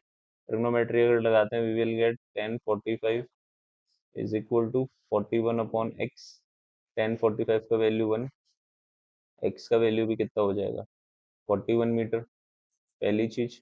दूसरा, इस बड़े वाले ट्रायंगल में ट्रिग्नोमेट्री लगाएं तो 1030 is equal to perpendicular upon base X plus Y, 1030 is 1/√3, 41 upon X which is 41, Y का वैल्यू अपने को निकालना है, क्रॉस मल्टीप्लाई कर लेते हैं, 41 plus Y is equal to 41√3, Y का वैल्यू हो जाएगा 41√3 माइनस 41। यहाँ से अगर हम बात करें √3 - 1 मीटर, राइट, तो वाई की वैल्यू आ जाएगी अपने पास 41√3 - 1 is the distance Shreya will move when the angle of elevation changes from 45 to 30, right। Next question, इसका सेकंड पार्ट में बोला जा रहा है, Shreya moves to a point which is distance 41/√3 from the India Gate, Find the angle of elevation made by her eye to the top of the indicate to a point. If the Shreya moves to a point which is at a distance of this angle of elevation बताना है और distance दे रखी है 41√3। ठीक है, तो इसका जो सेकंड पार्ट है उसमें हमसे क्या रखा है कि ये जो डिस्टेंस है ये हमें दे रखी है 41√3। चीजें यहाँ से चल करके यहाँ पर आती है तो आपको बताना है जब यहाँ पर आ जाती है तो एंगल ऑफ एलिवेशन कितना होगा अगर ये डिस्टेंस 41√3 है तो यहाँ लगा देते हैं ट्रिग्नोमेट्री के लिए। Again tan theta is equal to what, tan theta is equal to what, tan theta perpendicular upon base, cancel out, tan theta is equal to √3 और √3 tan में किसकी वैल्यू होती है 60 की, on comparison theta is equal to 60। तो हमारे पास किसका value आ गया, थीटा का वैल्यू, यानी कि एंगल ऑफ एलिवेशन कितना रहा होगा 60 डिग्री। अरे बात समझ में आ रही है। तो ये था सॉल्यूशन। और भी है क्या कोई क्वेश्चन? आई थिंक ये लास्ट क्वेश्चन है। कंप्लीट। तो ये हो गया हमारा solution discussion sample question paper का क्लास 10th का। तो आई होप सब बच्चों को ये सैम्पल क्वेश्चन पेपर क्लियर हो गया है। ये सैम्पल क्वेश्चन पेपर जो है एग्जाम में बोर्ड के एग्जाम में इस टाइप के क्वेश्चन बन सकते हैं तो इसके लिए प्रिपेयर रहिए। इसके अलावा हाफ ईयरली के एग्जाम में भी आपके इस टाइप के क्वेश्चन बन सकते हैं, प्रिपेयर रहिए। प्री बोर्ड के लिए भी हमें प्रिपरेशन करनी है। तो चलिए फिर मिलते हैं नेक्स्ट क्लास में और इंटरेस्टिंग लेक्चर के साथ।